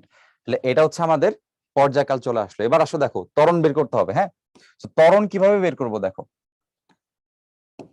ত্বরণের ইকুয়েশনটা হচ্ছে আমরা জানি, যেহেতু বলে দিছে, কি বলছে দেখো, সরল সন্ধিত স্পন্দন।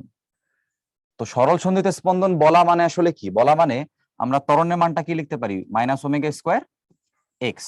এখন দেখো পৃথিবীর কেন্দ্র থেকে কত দূরত্ব, এটা হচ্ছে আমার এক্স, এক্স এর ভ্যালুটা দিয়ে দিছে। তাহলে আমার কি ওমেগার মানটা বসাইতে হবে। এবার দেখো এই ওমেগার মানটা আমাদের টেকনিক্যালি বের করতে হবে। আগের ম্যাথটা তোমাদের একটু রেফার করি, দেখো আগের ম্যাথে যখন ওমেগাটা বের করছিলাম সেটা কি আসছিল, √d/r। এবার দেখো এখানেও একই রকম কিছু একটা আসবে, তাহলে কেমনে আসবে তোমাদের একটু দেখাই। আমরা জানি যে ওমেগার মানটা হচ্ছে √k/m। তাহলে একইভাবে ওমেগাকে কিভাবে মনে রাখতে পারবা, দেখো কে হচ্ছে একটা ধ্রুবক, আবার ওই পাশে অভিকর্ষ ধ্রুবক কি হইতে পারে, জি হইতে পারে। এম হচ্ছে ভর, প্রত্যেক বস্তুরই কি থাকে, ভর থাকে। একই রকম প্রত্যেক বস্তুর মধ্যে কি থাকে, দৈর্ঘ্য থাকে। তাহলে বস্তুর ধর্মটা হচ্ছে নিচে টেকনিক এটা, আর উপর হচ্ছে দুইটা কি, ধ্রুবক বসাবা। এবার চিন্তা করো, দেখো এখানে এল তো আসলে এল না, এখানে এলটা কি বলছিলাম আমরা, আর। তাহলে ওমেগা স্কোয়ারের বদলে কি বসাবো বলো, ওমেগা স্কোয়ারের বদলে বসাবো, দেখো স্কোয়ার করলে কি হবে, স্কোয়ার করলে রুটটা থাকবে না। তাহলে g/, এল এর বদলে আমি কত বসাবো, এল এর বদলে আমরা আর বসাবো, কারণ কি এই এল এবং আর হচ্ছে পরস্পর সমান, যেটা আমি আগেই বলছি। এবার এখানে মান বসাও g/r ইন্টু এক্স, তাহলে -9.8 ডিভাইড বাই 6.4 ইন্টু 10⁶ ইন্টু হচ্ছে এক্স এর মান 5 ইন্টু 10⁵। একটু ক্যালকুলেট করে দেখি চলো কত আসে।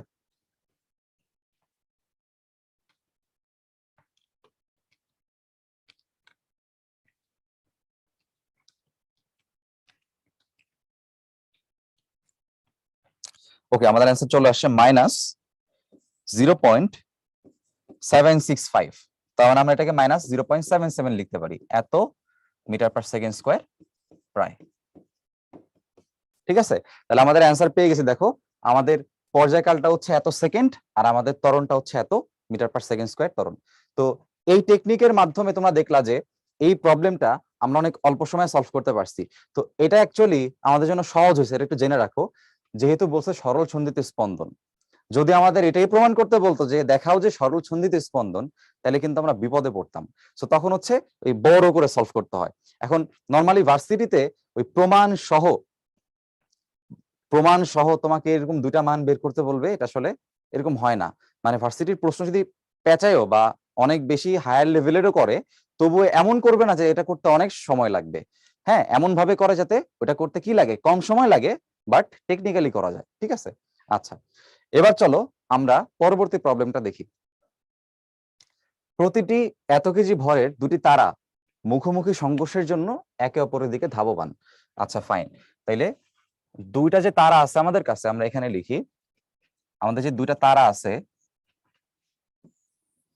তারা দুজনের ভর সেম।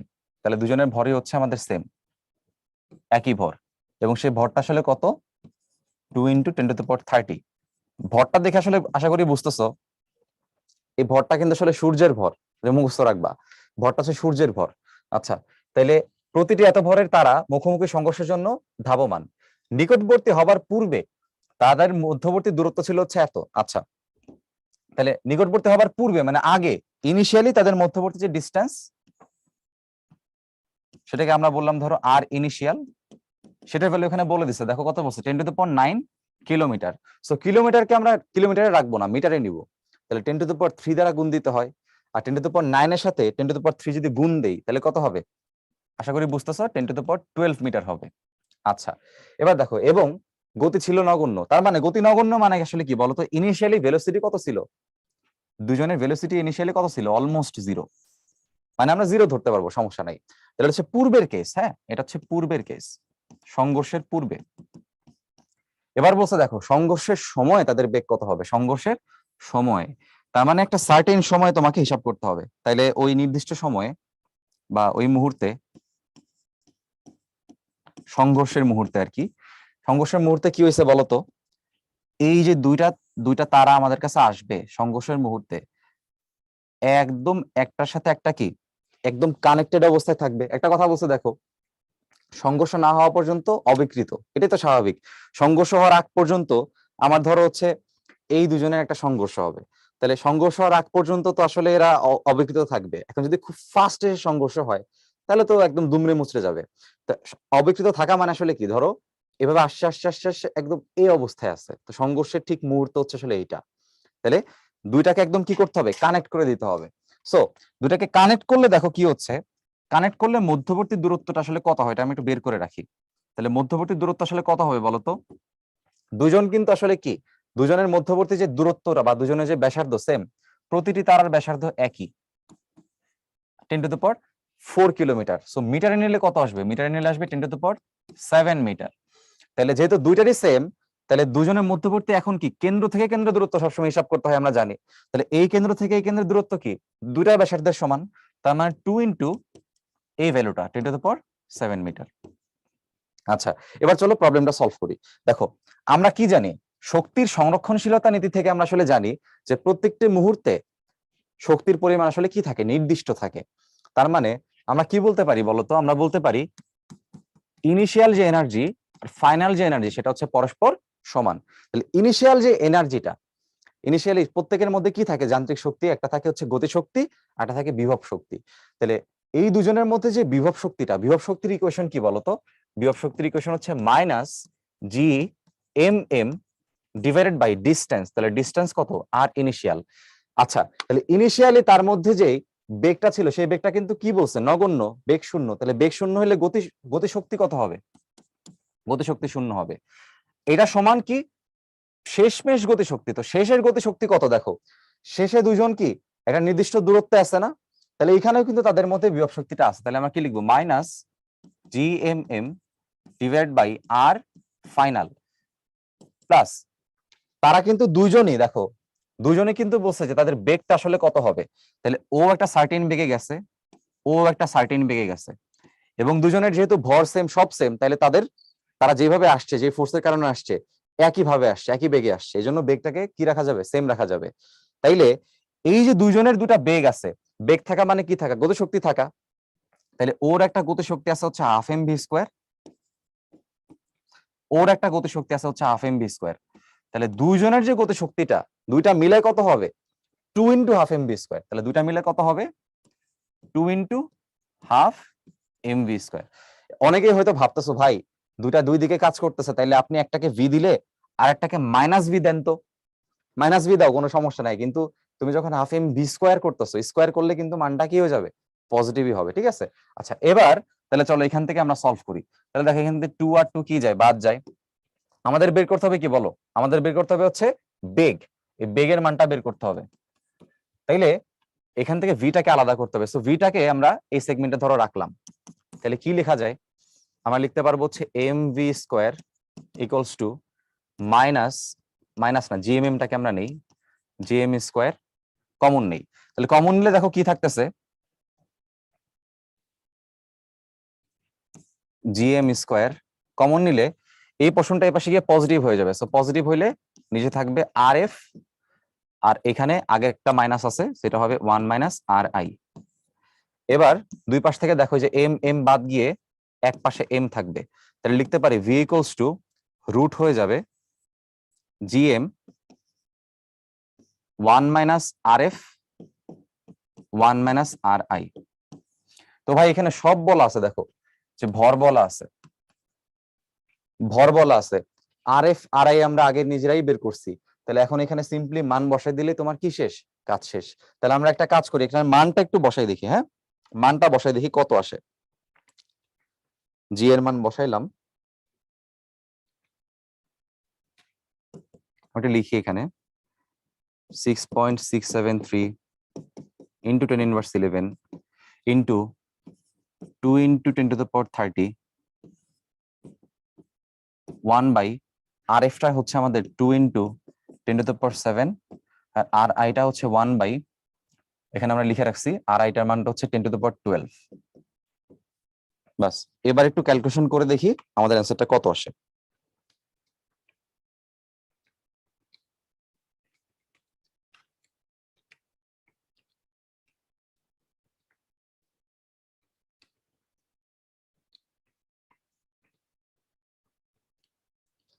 এই বিশাল ভ্যালু দেখে আসলে কারো ভয় পাওয়ার কিছু নাই, কারণ আমাদের আসলে এইখানের এই ম্যাথের টার্গেট হচ্ছে কনসেপ্টটা বোঝা জাস্ট। তো কনসেপ্ট বুঝলে হয়তো তোমার যদি এটা ভার্সিটিতে আসে এমন ভাবে দিবে তুমি যাতে সলভ করতে পারো, মানে সহজে দিবে আর কি। ঠিক আছে, তাহলে এটা দেখো, এটার ভ্যালু আমাদের আসতেছে হচ্ছে 2.58 ইন্টু 10⁻6 মিটার পার সেকেন্ড। তো এটা হচ্ছে আমাদের এখানকার কাঙ্ক্ষিত অ্যান্সার। তাহলে এখানে কি করতে হবে? সংঘর্ষের পূর্বের একটা অবস্থা, সংঘর্ষের পরের একটা অবস্থা, তার মানে মুহূর্তের একটা অবস্থা। এরপর আমরা জানি দুই অবস্থায় মোট শক্তির পরিমাণ সমান। তাহলে মোট শক্তির পরিমাণ সবসময় কি থাকে? একটা থাকে বিভব শক্তি, একটা থাকে গতিশক্তি। তাহলে ইনিশিয়াল বিভব শক্তি, ইনিশিয়াল গতিশক্তির যোগফল সমান শেষ বিভব শক্তি, শেষ গতিশক্তির যোগফল। এরপর থেকে ইকুয়েশন ম্যানিপুলেট করে আমরা ভি এর মানটা পাইলাম হচ্ছে আমাদের অ্যান্সারের সমান। ঠিক আছে, ওকে। এবার আমরা চলো পরবর্তী প্রবলেমটা একটু দেখি। আচ্ছা, আইওটি 19-20 একটা প্রবলেম আসছে। তো কি বলছে দেখো, two bodies of masses M and 4m are placed at a distance R. তাহলে একটা হচ্ছে আমার এম আছে, আর একটা হচ্ছে আমাদের কত আছে? 4m আছে। দুজনের মধ্যবর্তী যে ডিস্টেন্সটা ওরা বলছে সাপোজ টু বি আর। এখন দেখো কি বলছে, the gravitational potential at A point on the line joining them where the gravitational point field is zero. এই যে গ্র্যাভিটেশনাল ফিল্ড জিরো বা লব্ধি বল শূন্য বা নিট বল শূন্য, এটা কোথায় কাজ করে সেটা কিন্তু আমরা টেকনিক্যালি বের করছিলাম। কেমনে? যে আমাদের ভাই কোথায় সেই শূন্যটা হয়, এই শূন্যটা সহজে বের করা যায় কিভাবে? ডিস্টেন্স ডিভাইডেড বাই ডিস্টেন্স, এখানে হচ্ছে আর 1 প্লাস উপরে বড় ভর নিচে ছোট ভর। টেকনিকের জন্য আমি বলছিলাম উপরে বড় ভরটা বসালে সুবিধা হয়। উপরে বড় ভরটা আছে 4m, নিচে ছোট ভরটা আছে হচ্ছে আমাদের m। তাহলে একটা বিষয় মনে রাখো, এখানে এমটা যেহেতু আমি নিচে রাখছি, তাহলে নিচে যাকে রাখা হয় তার থেকে কিন্তু দূরত্ব হিসাব করা হয়। তাহলে এক্স দূরত্ব কার থেকে বলো? এক্স দূরত্ব কিন্তু অবশ্যই কার থেকে? এম থেকে। তাহলে এম থেকে যদি এক্স দূরত্ব হয়, এক্স এর মানটা কত আসে আমরা একটু বের করি চলো। তাহলে দেখো আর বাই 1 প্লাস, দেখো এম এম কাটলে রুটের ভিতরে 4 হয়ে যাবে 2। তাহলে আর এর মানটা হবে হচ্ছে আমার, এক্স এর মান হবে আর বাই 3। তাহলে দেখলা খুব অল্প সময় কি করলাম আমরা, এক্স এর মান বের করলাম। সো ম্যাথ কিন্তু আসলে এটা না, ম্যাথ অন্যটা। কিন্তু ম্যাথটা করার জন্য এই টেকনিকটা তোমাকে হেল্পফুল, তোমার জন্য হেল্পফুল আর কি। তাহলে এক্স এর মান পাইছি আর বাই 3। এক্স এর মান আর বাই 3 হইলে এতটুকু বাদ বাকি যে অংশটুকু আছে, এক্স এর মান যদি আর বাই 3 হয়, বাদ বাকি অংশের মান হবে কত? 2 আর বাই 3, তাই না? টোটাল আর থেকে আর বাই 3 বাদ দিলে 2 আর বাই 3 পাবা। এখন দেখো কি বলছে, গ্র্যাভিটেশনাল পোটেনশিয়াল চাইছে, মানে মহাকর্ষীয় বিভব, বিভব শক্তি না কিন্তু, মহাকর্ষীয় বিভব চাইছে। তাহলে বিভব যেহেতু একটা স্কেলার রাশি, তাহলে এই বিভবটা তোমার এই এম ভরের জন্যও হবে, আবার তোমার 4m ভরের বস্তুর জন্য কি হবে? একটা বিভব আমার এই পয়েন্টে থাকবে। তাইলে বিভবের ইকুয়েশন কি? বিভব শক্তি না, বিভব। বিভবের ইকুয়েশন হচ্ছে জি এম। তাহলে এখানে ছোট এম যেহেতু, তাহলে ভরটা হচ্ছে M divide by R, minus G M by R. আমরা ইকুয়েশন জানি minus G M by R. তাহলে ডিস্টেন্স হচ্ছে এখানে আর বাই 3, এখানে আর বাই 3 লিখলাম, প্লাস এখানে 4m এর জন্য হচ্ছে minus G into 4m divide by distance হচ্ছে 2r/3। তাহলে খেয়াল করে দেখো, এই 3টা উপরে চলে গেলে এটা হয়ে যাবে মাইনাস 3gm বাই আর। আর এখানে যদি ছোট করে কাটাকাটি করি, এটা হবে হচ্ছে 2, 3 উপরে গিয়ে হয়ে যাবে 6। তাহলে এটা হবে মাইনাস 6gm বাই হচ্ছে আর। তাহলে 6 আর 3 মিলে কত? 9। তাহলে হবে মাইনাস 9gm বাই আর। এবার তুমি অপশনটা দেখো কোনটা আমাদের অ্যাকচুয়ালি অ্যান্সার। আমাদের অ্যান্সার হচ্ছে অ্যাকচুয়ালি মাইনাস 9gm বাই আর, মানে সি।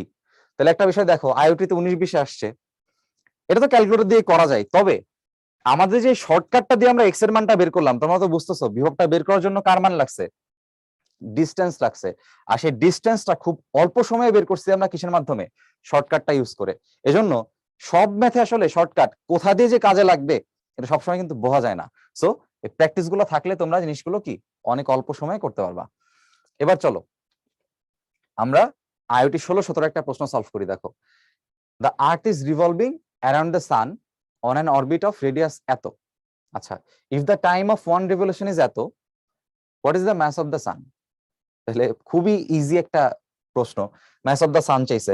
তাহলে আমরা কিন্তু একটা ইকুয়েশন জানি ভাইয়া। ইকুয়েশনটা হচ্ছে এরকম যে G M T square equals to 4 pi square R plus H whole cube. এই ইকুয়েশন কিন্তু আমরা সবাই জানি, যেখানে আমাদের এটা হচ্ছে আমার কক্ষপথের কি গড় ব্যাসার্ধ, কক্ষপথের গড় ব্যাসার্ধ। আর টি তো তোমরা সবাই জানো, টি হচ্ছে আমাদের কি পর্যায়কাল। আচ্ছা, তাহলে এবার এখানে খেয়াল করে দেখো, আমাদের যে অরবিটের রেডিয়াসটা বা কক্ষপথের যে গড় ব্যাসার্ধটা সেটা বলে দিছে, এত বলে দিছে। তাহলে আর এর মানটা আমাদের আসলে কিন্তু বলা আছে, তাহলে আর এর মানটা আমরা একটু এখানে লিখে ফেলি। আর এর মানটা হচ্ছে আমাদের অ্যাকচুয়ালি তাহলে কত আছে, 1.5 ইন্টু কিলোমিটারকে মিটারে নিতে গেলে কি করতে হয়, 10⁻³ দ্বারা গুণ, তাহলে 10⁻8 কত হবে, 11 হয়ে যাবে। ঠিক আছে।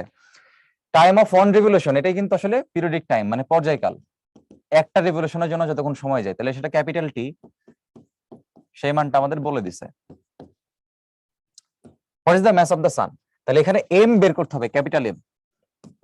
তাহলে ক্যাপিটাল এম হবে কত, 4π² r plus H whole cube divided by G T square. এখন দেখো ইকুয়েশন লিখছি, তো মান বসাইলে আমাদের কি চলে আসবে, মানগুলো ইনপুট দিলে ক্যাপিটাল এম এর মানটা তোমার চলে আসবে। তা আমরা এটা আসলে করবো না, কেন করবো না জানো, চাইছে কি দেখো তো, what is the mass of the sun, সূর্যের ভর চাইছে। সূর্যের ভর কি কখনো চেঞ্জ হয়ে যাবে, চেঞ্জ হবে না, সূর্যের ভর তো ফিক্সড। সূর্যের ভর কত বলো তো, 2 × 10⁻30। সো তুমি ক্যালকুলেশন করে মান বসাইলেও দেখবা অ্যান্সারটা কত আসবে, 2 × 10⁻30 কেজি আসবে। ঠিক আছে। সাইওটি 16-17 একটা প্রশ্ন, কষ্ট করে ইকুয়েশন লিখে যদি এটা রিটেন আসে তাহলে কি করবা, কষ্ট করে ইকুয়েশন লিখবা, এরপরে অ্যান্সারটা লিখে দিবা। আর যদি এমন আসে যে না তুমি করে দেখতেই চাও, তাহলে ওইটা একটু পরীক্ষার হলে যাওয়ার আগে বাসায় বসে করো আর কি, বাসায় বসে করলে তুমি দেখবা এম এর মানটা কত আসবে, 2 × 10⁻30। আর পরীক্ষার হলে কি করবা, টেকনিকটা অ্যাপ্লাই করবা। ঠিক আছে। আচ্ছা, সূর্যের ভরের সঠিক সমীকরণ আসলে কোনটা, তাহলে আমরা একটু দেখি এখানে কি কি অপশন আছে। আমাদের আগের যে ইকুয়েশনটা আমরা দেখতেছিলাম যে GMT square equals to 4π² r plus H whole cube. তো মাঝে মধ্যে আমরা যেটা করি হিসাবের সুবিধার্থে এই আর প্লাস এইচটাকে আমরা ছোট আর দ্বারা প্রকাশ করি, মানে আর প্লাস এইচ এর মানটা হচ্ছে ছোট আর। তাহলে তখন আমরা কি লিখতে পারবো, এখান থেকে দেখো যেহেতু এম এর মান বের করতে হবে, সো এম কত হবে আসলে 4π² r cube divided by GT square. তাহলে অপশন থেকে চেক করে দেখো ভাইয়া কোনটা মিলে, 4π² লাগবে, সো 4π² হচ্ছে এখানে আছে জিটি কিউব, তাহলে 4π² r কিউব জিটি স্কোয়ার, এটা হচ্ছে আমাদের ই নাম্বারটা হবে অ্যান্সার। গ্রহের গড় ব্যাসার্ধের অনুপাত বলা আছে, সো গড় ব্যাসার্ধের অনুপাত বলা মানে আমরা যে ছোট আর দিয়ে চিন্তা করি, তাহলে r1/r2 কত বলা আছে, 4/1 বলা আছে। এবার দেখো দ্বিতীয় গ্রহের পর্যায়কাল 300 দিন হলে প্রথম গ্রহের পর্যায়কাল কত, সো কেপলারের সূত্র থেকে আমরা আসলে কি জানি বলো, আমরা কেপলারের সূত্রটা জানি হচ্ছে যে t² is proportional two r cube. তাইলে এখানে যেহেতু সমানুপাতিক সম্পর্ক t² এর সাথে r কিউবের, তাহলে আমরা আসলে কি লিখতে পারি, আমরা এখানে লিখতে পারি আমরা লিখতে পারবো t1/t2 whole square equals to r1/r2 whole cube. তাহলে এখান থেকে কার মান বের করতে হবে, দেখো মান বের করতে হবে হচ্ছে প্রথম গ্রহের পর্যায়কাল, মানে প্রথম গ্রহের পর্যায়কাল বের করতে হবে t1। তাহলে t1 বের করতে গেলে দেখো এই এই স্কোয়ারের পার্টটাকে উঠাই দিতে হবে, উঠাই দিতে গেলে কি করা যায়, আমরা r1/r2 এর মানটা বসাই, r1/r2 এর মান বসালে কত আসবে, t1/t2, r1/r2 হচ্ছে 4/1, তাহলে 4/1 মানে হচ্ছে এখানে 4 কিউব। আচ্ছা, আর t1/t2 এর উপর কি আছে, স্কোয়ার আছে, তো তোমাদের জন্য আমি একটা এক্সট্রা লাইন করে দিচ্ছি, এখানে t1/t2 তাহলে আসলে কত হবে, t1/t2 হবে 4 কিউবের রুট, সো 4 কিউব আসলে কত, 4 কিউব আসলে 64, তার রুট করলে কত আসতেছে 8। তাহলে ফাইনালি আমার t1 এর মানটা কত আসবে, t2 × 8, তাহলে 8 × t2 এর মান দেখো কত বলছে, দ্বিতীয় গ্রহের পর্যায়কাল বলছে 300 দিন। তাহলে t2 এর মানটা আমরা এখানে বসাই দিলে আমাদের অ্যান্সার আসবে 3 × 8 = 24, 27 2 0, 2400, তাহলে এতদিন।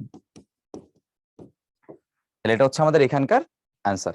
আচ্ছা, তাহলে এটাকে এরকম সহজে তোমরা চিন্তা করে করে সলভ করবা আর কি, তাহলে দেখবো অল্প সময় করতে পারবা। অনুপাত যেহেতু হচ্ছে 4 বলে দিচ্ছে r1/r2, তাইলে এখানে 4/1 এর হচ্ছে কিউব করতে হবে, যেহেতু সম্পর্ক হচ্ছে t² proportional to r cube.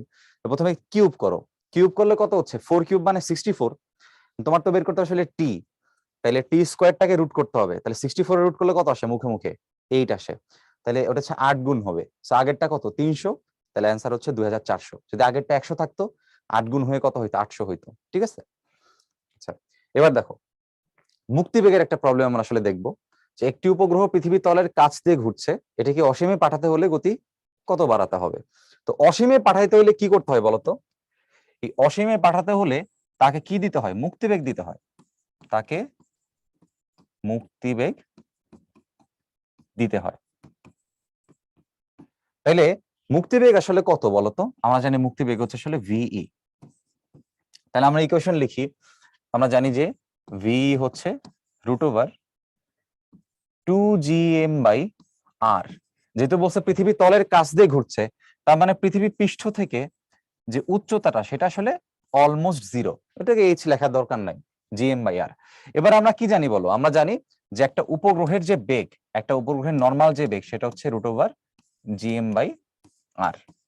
তাহলে দেখো, ভি এর এই পার্টটাকে আমি কি একটু ভেঙে লিখতে পারি না? √2 ইন্টু √gm/r। আর √gm/r মানে হচ্ছে তোমার ভি। তাহলে আমরা এটাকে কি লিখতে পারি? √2 ইন্টু, এটার ভ্যালুটা হচ্ছে ভি, √2v লিখতে পারি। তাহলে এটা তোমাদের এমনি মনে রাখতে হবে, এটা মনে রাখবা যে মুক্তিবেগের সাথে উপগ্রহের বেগের কি সম্পর্ক, এটা হচ্ছে সম্পর্ক, এটা সবাইকে মনে রাখতে হবে। আচ্ছা, এবার দেখো, আমাদের আসলে আসতে হচ্ছে ভি, আর করতে হবে কত? ভি মানে মুক্তিবেগটা করতে হবে। তাহলে বেগের পরিবর্তন কত বলো? বেগের পরিবর্তন কত? বেগের পরিবর্তন হচ্ছে বড় বেগ থেকে ছোট বেগ বাদ, তার মানে √2v থেকে আমার আগের বেগ কত? আগের বেগ হচ্ছে ভি, এত হচ্ছে আমার পরিবর্তন করতে হবে। সাথে যদি পরিবর্তন করতে হয় ভাইয়া, দেখো √2 এর মানটা হচ্ছে, যদি আমি এখানে ভি কমন নেই, এটা হবে √2 - 1। তো √2 এর মানটা হচ্ছে 1.4142 এভাবে থাকে আর কি, 1.4142 এভাবে থাকে আর কি। তাহলে মাইনাস কত? 1। তাহলে এখানে ক্যালকুলেট করলে দেখো 1.4142 থেকে যদি বাদ দাও তাহলে কত আসবে? 0.4142। তাহলে এটা হচ্ছে আমাদের বেগের পার্থক্য, কিন্তু পার্থক্য বলে নাই, পার্সেন্টে প্রকাশ করতে হবে। সো পার্সেন্টে প্রকাশ করলে কি করতে হয় বলতো? পার্সেন্টে প্রকাশ করতে গেলে উপরে হচ্ছে পরিবর্তন বসাইতে হয়, আর নিচে হচ্ছে আগের মানটা বসাইতে হয়। সো আগের মানটা ছিল আমাদের ভি ইন্টু 100%, ইন্টু 100%। তাহলে এখানে এবার ভ্যালুটা বসাও। দেখো ডেল ভি এর মানটা আমাদের হচ্ছে আছে এখানে ভি ইন্টু 0.4142 ডিভাইড বাই হচ্ছে ভি ইন্টু 100%। এখানে ভি আর ভি কাটলে আমাদের অ্যান্সার আসতেছে কত বলতো? যেহেতু 100 মানে দুইটা শূন্য, তাহলে দশমিকটা কয় ঘর শিফট হবে? 2 ঘর শিফট হবে। 2 ঘর শিফট হলে কত হয়? 41.42%। এবার দেখো অপশনে কিন্তু 41.42% নাই, তো অপশনে কোনটা কাছাকাছি আছে? অপশনে কাছাকাছি হচ্ছে 40, তাহলে এখানে আমাদের অ্যান্সার হবে হচ্ছে 40%। তো এটা একদম খুব কমন একটা প্রশ্ন, বুটেক্সে 16-17তে আসছে যদিও, খুবই কমন একটা প্রশ্ন যে ভি এর মানটা হচ্ছে √v ভাবে মনে রাখবো, এবং শেষমেশ দেখলাম যে বেগের পরিবর্তন হচ্ছে ভি ইন্টু 0.4142। এই যে যেই পরিবর্তনটা আসবে, এই ভিটাকে বাদ দিয়ে দাও, যে পরিবর্তনের যে ভ্যালুটা আসবে নিউমেরিক্যাল ভ্যালু, এটাকে 100% করলে অ্যান্সার চলে আসে। দেখো 0.4142 100 গুণ করলে কত হবে? দশমিকটা 2 ঘর শিফট হয়ে 41 হয়ে যাবে। তাহলে অ্যান্সার কিন্তু আসলে ওইটাই হয়েছে। ঠিক আছে, সো এই টেকনিকটা একটু ফলো করবো। এবার দেখো, পৃথিবীর ব্যাসার্ধ এত এবং অভিকর্ষ ত্বরণ এত হলে পৃথিবীর পৃষ্ঠ থেকে কোন বস্তুর মুক্তিবেগ কত হবে? একদম ইজি, জাস্ট ইউনিট কনভার্সন বা তোমরা হচ্ছে হিসাবগুলো পারো কিনা এটাই বলছে। তো মুক্তিবেগ আমরা জানি কত হয়, 11.2 কিলোমিটার পার সেকেন্ড।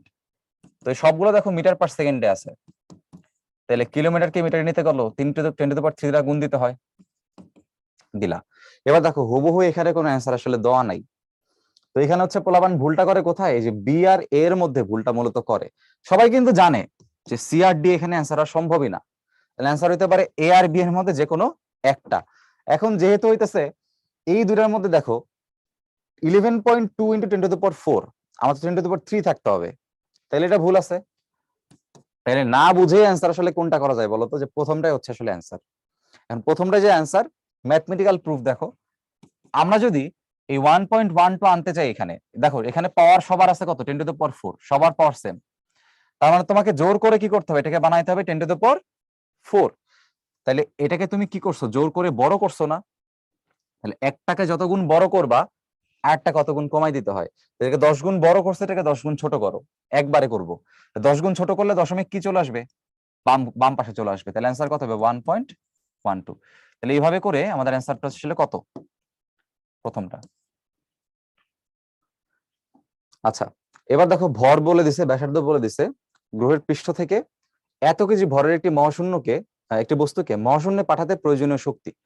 তাহলে বলো, মহাশূন্যে যদি আমরা মহাশূন্যে পাঠাইতে চাইলে তাকে কি বেগ দিতে হয় বলতো? তাকে দিতে হবে মুক্তিবেগ। তাহলে মুক্তিবেগ দিতে যেই শক্তিটা লাগবে সেটা কি? মুক্তিবেগের পরিমাণ গতিশক্তি। তাইলে আমরা শক্তির যে পরিমাণটা, গতিশক্তির যে পরিমাণটা, সেটা হচ্ছে হাফ এম ভিই স্কোয়ার। এখন দেখো, আমরা জানি যে ভিই এর ইকুয়েশনটা হচ্ছে √2gm বাই হচ্ছে আর।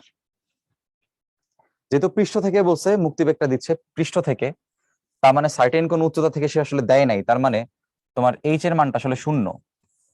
নির্দিষ্ট উচ্চতা বললে সেটা আমরা হচ্ছে এখানে অ্যাড করে দিতাম আর কি। আচ্ছা, তাহলে এখানে ভি স্কোয়ার করলে রুটটা থাকবে না, তাহলে এটা কত হবে? Half M into 2gm by R. তাহলে ক্যালকুলেশনের সব সুবিধার জন্য দেখো, এই যে হাফ আর 2 আমাদের এখানে কাটা যায়, তাহলে অ্যান্সার হবে GMM by R. GMM by R. তাহলে এখানে ভ্যালুগুলো একটু বসাই। জি এর মান দেখো কত বলছে? 6.673 ইন্টু 10⁻11। এটা তো ফিক্সড। আমার যেই ভরের বস্তুটাকে পাঠাচ্ছে, যাকে পাঠানো হচ্ছে, তার ভরটা হচ্ছে ছোট এম, কারণ তুমি তাকে গতিশক্তি দিচ্ছ, তাহলে সেটা হচ্ছে ছোট এম। তাহলে ছোট এম এর মান কত বলছে? 2। আচ্ছা, তার সাথে উপরে লাগবে ক্যাপিটাল এম। কত বলছে ক্যাপিটাল এম? দেখো এত ভর, তাহলে ক্যাপিটাল এম বলছে হচ্ছে 5 ইন্টু 10⁻24। আর আর এর মান বলে দিছে দেখো ব্যাসার্ধ 6.1 ইন্টু 10⁻6। তো দেখো বুয়েট 11-12তে আসছে, ক্যালকুলেটর দিয়ে অবশ্যই সলভ করা যায়। তো আমরা একটু চেষ্টা করি যে এই টাইপের ক্যালকুলেশনটা হাতে কলমে কিভাবে করা যায়, এটা আমরা হাতে কলমে শিখবো। তাহলে দেখো এইখানে আমরা যদি চিন্তা করি যে কোথায় আসলে হাতে কলমের কাজটা করা যায়, চিন্তা করো যে কোথায় এই টোটাল সেগমেন্টে কোথায় হাতে কলমে কাজটা করা যায়। দেখো প্রথমে চিন্তা করো, এটা হচ্ছে 5, এটা তো বুঝতেছো যে 5 আর 2 মিলে এটা কত হয়ে যাবে? 10 হয়ে যাবে। তাহলে আমরা একটু মার্ক করে রাখি যে 5 আর 2 মিলে এটা হয়ে যাবে 10। আচ্ছা, আর এখানে খেয়াল করো, এটা 6.1, এটা 6.673। তো সহজ করার জন্য এটাকে তুমি চিন্তা করো 6.7 চিন্তা করো, আর নিচেরটাকে চিন্তা করো 6.1। তার সাথে এখানে 5 আর 2 মিলে কত হয়ে গেছে? এটা 10 হয়ে গেছে। আচ্ছা, আর এখানে একটা 10⁻11 আছে, এখানে 10⁻24 আছে, আর এই 10⁻6 টা উপরে চলে গেলে কত হবে? 10⁻6 হবে। এটাই কিন্তু আমাদের ক্যালকুলেশন, ঠিক আছে? এবার দেখো 6.7 আর 6.1 এর যে রেশিওটা, এক্সাক্ট ভ্যালু বের করার কোনো দরকার নেই, যেহেতু তুমি দেখতেছো উপরের মানটা হচ্ছে বড় আর নিচের মানটা হচ্ছে ছোট এবং খুব কাছাকাছি, হ্যাঁ দুইটাই 6, তাহলে অবশ্যই অ্যান্সারটা একের থেকে একটু কি হবে? বেশি হবে, একের থেকে একটু বেশি হবে। তাহলে এখানে লিখে রাখলাম >1, না একের থেকে বেশি। তার সাথে দেখো 10 এর পাওয়ার গুলো হিসাব করো, 10, তো এখানে আসলে 1 আছে, -11 + 24 -6। তাহলে দেখো এই পাওয়ারটা আসলে কত হবে? এই পাওয়ারটা হবে হচ্ছে দেখো 24 এর সাথে 20 যোগ হয়ে 25 -17, এটা হবে 8। তাহলে পাওয়ার হবে হচ্ছে আমাদের 8। তাহলে আমাদের অ্যাকচুয়াল অ্যান্সার হবে >1 ইন্টু 10⁸। এবার তুমি একটু অপশনের সাথে মিলাই দেখো, 10⁸ তো অপশন আছে দুইটা, এই দুইটার মধ্যে আমার অ্যান্সার কোনটা? অবশ্যই সি। কারণ কি? কারণ আমাদের অ্যান্সার হচ্ছে কি বলছে? >1। >1 তো একটাই আছে, এবং আমরা জানি যে একের থেকে খুব কাছাকাছি থাকবে, সো 1.1, ঠিক আছে? আর যদি 1.8 থাকতো ওটা জীবনও অ্যান্সার না। কারণ কি? কারণ 6.7টা হচ্ছে 6.1 এর কাছাকাছি, এমন না যে অনেক বেশি পার্থক্য। এজন্য অ্যান্সারটা হচ্ছে 1.1 ইন্টু 10⁸। এবারে দেখো রুয়েট 17-18তে আরেকটা প্রশ্ন আসছে, কি বলছে? দেখাও যে কোনো বস্তুকে ন্যূনতম এত বেগে মহাশূন্যের দিকে ছুড়ে মারলে বস্তুটি পৃথিবীর অভিকর্ষজ বলের আকর্ষণ কাটিয়ে উঠতে পারে। এখন একটু প্রথমে চিন্তা করো যে অভিকর্ষজ বলের আকর্ষণ কাটিয়ে যে সে উঠতে পারবে, এটা কোথায় উঠতে পারবে বা কখন কাটাতে পারবে বলো? যদি সে মহাশূন্যে যায়। যদি সে কোন দিকে যায়? অ্যাকচুয়ালি সে মহাশূন্যে যায়। তার মানে আমাদের টার্গেটটা কি? আমাদের টার্গেট হচ্ছে তাকে মহাশূন্যে পাঠাবো, টার্গেট হচ্ছে মহাশূন্যে পাঠানো। তাহলে প্রথমে চিন্তা করো, তুমি যদি মনে করো এখান থেকে যাইতে চাও হইতেছে ইউএসএ, তাহলে ইউএসএ যাওয়ার জন্য তোমার তো ভিসা লাগবে, অবশ্যই অনেক পেপার টেপার লাগবে, তার থেকে যে বড় বিষয় সেটা হচ্ছে টাকা লাগবে। এখন তুমি যদি মনে করো 50,000 টাকা নিয়ে যাও যে হ্যাঁ একটা ইউএসএ টিকিট দেন, তোমাকে কেউ দিবে না, কারণ ইউএসএ টিকিট একটা মিনিমাম প্রাইস আছে। তো সেম ভাবে তুমি যদি ওটাকে মহাশূন্যে পাঠাইতে চাও, মহাশূন্যে পাঠানোর জন্য একটা মিনিমাম এনার্জি থাকে, কিন্তু সেই মিনিমাম এনার্জি তাকে দিতে হবে। তাহলে মহাশূন্যের মিনিমাম এনার্জিটা তুমি চিন্তা করো, মহাশূন্যে যদি তুমি পাঠাও, মহাশূন্যের মোট শক্তিটা আমরা একটা হিসাব করব। মহাশূন্যের যে মোট শক্তি, বিভব শক্তিটা হচ্ছে কত হবে, minus G m1 m2 divide by distance. মহাশূন্য হচ্ছে আমরা ইনফিনিটি ধরলাম, আর মহাশূন্যে দেখো যেহেতু বলছে ন্যূনতম কত বেগে, মানে ন্যূনতম বেগটার কথা বলছে, তো মহাশূন্যে গিয়ে তার বেগটা কি হয়ে যাবে, শূন্য। মহাশূন্যে গিয়ে যদি বেগ থাকে সেটা কিন্তু আসলে মুক্তি বেগ না। আচ্ছা, তাহলে মহাশূন্যে বেগটা হবে হচ্ছে শূন্য, তাহলে বেগ যদি শূন্য হয় হাফ এম শূন্য স্কোয়ার, তাহলে দেখো সামথিং বাই ইনফিনিটি এটাও শূন্য এটাও শূন্য, তাহলে মোট মহাশূন্যের শক্তি কত হচ্ছে, শূন্য। তাহলে মহাশূন্যে মোট পরিমাণ হচ্ছে শক্তির 0। এবার আমরা একটা কাজ করি, দেখো বস্তুকে যেই বেগে আমি ছুঁড়ে মারতেছি, বস্তুকে আমি যে বেগে ছুঁড়ে মারতেছি সেটা কোথায় ছুঁড়ে মারতেছি, এখান থেকে, এটা সব বস্তুর বেগ। তাহলে এই অবস্থায় বস্তুর যে মোট শক্তি ইনিশিয়াল সমান কি হওয়া লাগবে, ফাইনাল। তাহলে ইনিশিয়ালি সে আছে কোথায়, পৃষ্ঠে আছে। তাহলে পৃষ্ঠে কত দূরত্বে আছে বলতো, কেন্দ্র থেকে আর দূরত্বে আছে। তাহলে আমরা এখানে আসলে কি লিখতে পারি, আমরা এখানে লিখতে পারি গতিশক্তির মান হচ্ছে minus G M M divided by R, এটা বিভব শক্তির ইকুয়েশন, সরি। বিভব শক্তির সাথে কার যোগ করতে হবে, গতিশক্তি। গতিশক্তি কত, তুমি তাকে ভি বেগ দিচ্ছ, তাহলে গতিশক্তি হবে হাফ এম ভি স্কোয়ার। অবশ্যই এমটা হচ্ছে যাকে ছুঁড়ে মারতেছো তার।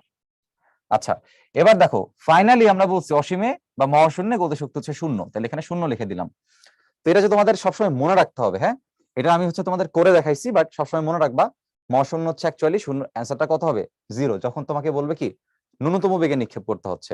আচ্ছা, তাহলে এখান থেকে দেখো যদি আমরা সাইড চেঞ্জ করি, আমাদের হচ্ছে জিনিসটা এইভাবে থাকবে, half M V square equals to G M M by R. এখন দেখো এম এম বাদ চলে গেলে আমার এখানে থাকতেছে ভি এর মানটা হচ্ছে √2gm by R. √2gm by R এটা হচ্ছে কার রেসপেক্টে, দেখো পৃথিবীর রেসপেক্টে। তাহলে এটা কি আর মান বসানোর দরকার আছে ভাই, পৃথিবীর রেসপেক্টে এই মানটা আসলে কত আসে আমরা সবাই জানি, পৃথিবীর রেসপেক্টে মুক্তিবেগের মান কত, 11.2 ইন্টু 10⁻³ মিটার পার সেকেন্ড, অথবা কি 11.2 কিলোমিটার পার সেকেন্ড।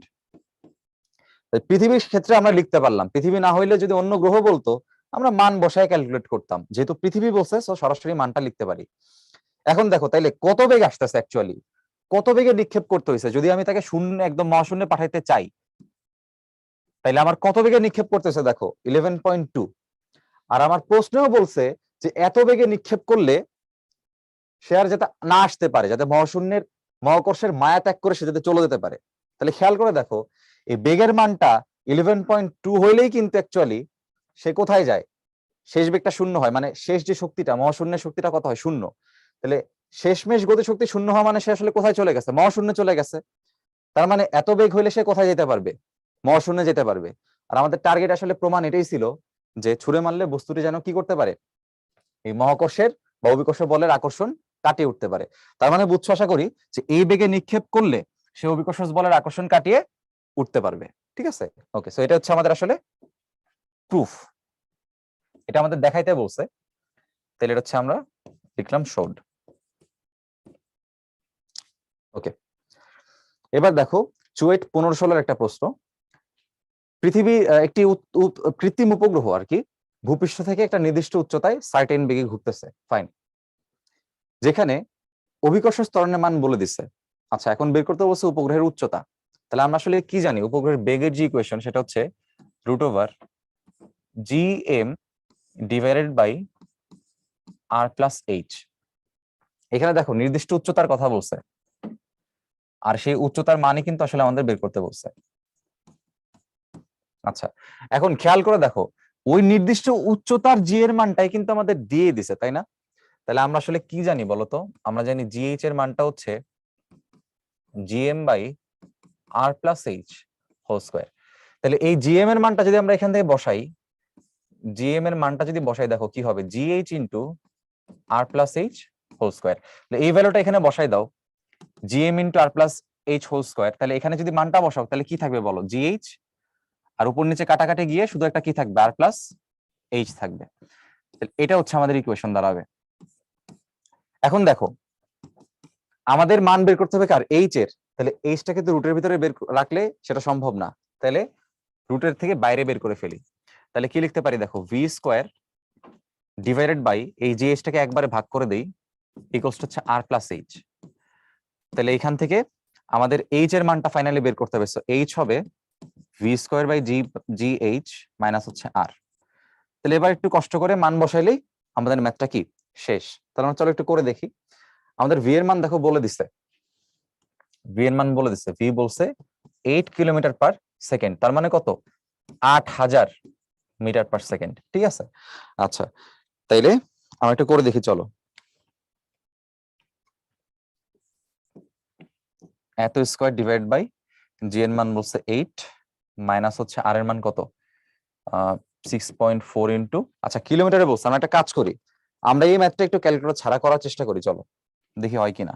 তাহলে আর এর মানটা আমরা এখানে বসাই 6.4 ইন্টু 10⁶।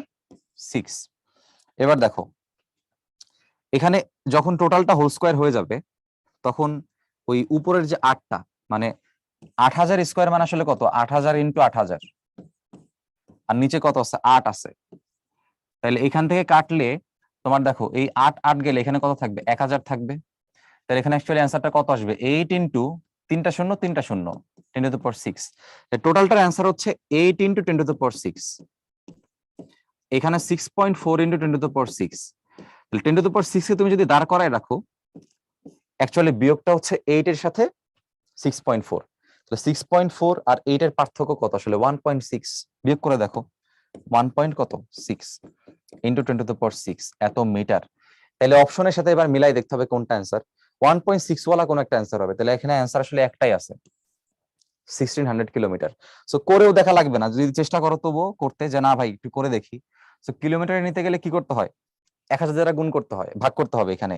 তাহলে ভাগ করলে কত থাকবে, 1.6 ইন্টু 10⁻³ কিলোমিটার। তো এটার কত কত কিলোমিটার হবে, 1600 কিলোমিটার। ঠিক আছে, ওকে। এবার দেখো রুয়েট 14-15 একটা প্রশ্ন। পৃথিবীর পৃষ্ঠ থেকে সর্বদা একটা সার্টেন দূরত্বের ঊর্ধ্বে একটা কৃত্রিম উপগ্রহ ঘুরতেছে। তাইলে এখানে কি কি বলছে আমরা একটু লিখি।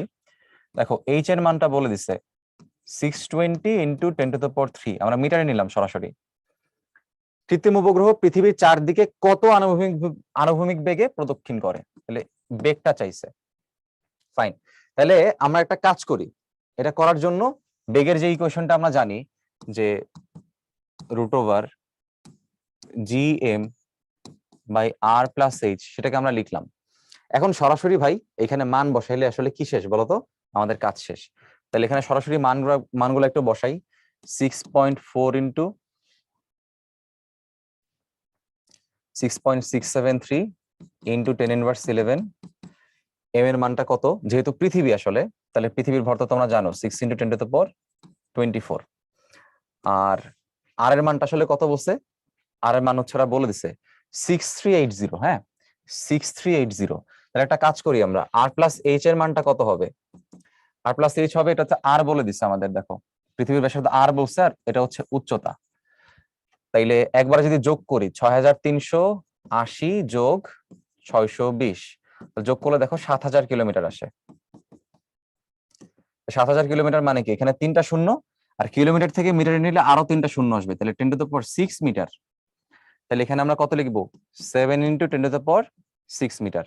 এটা হচ্ছে রুট করতে হবে। রুট করলে এখানে আমাদের কি চলে আসবে ভাই, অ্যান্সার চলে আসবে। চলো আমরা একটু করে দেখি এটা কত আসে।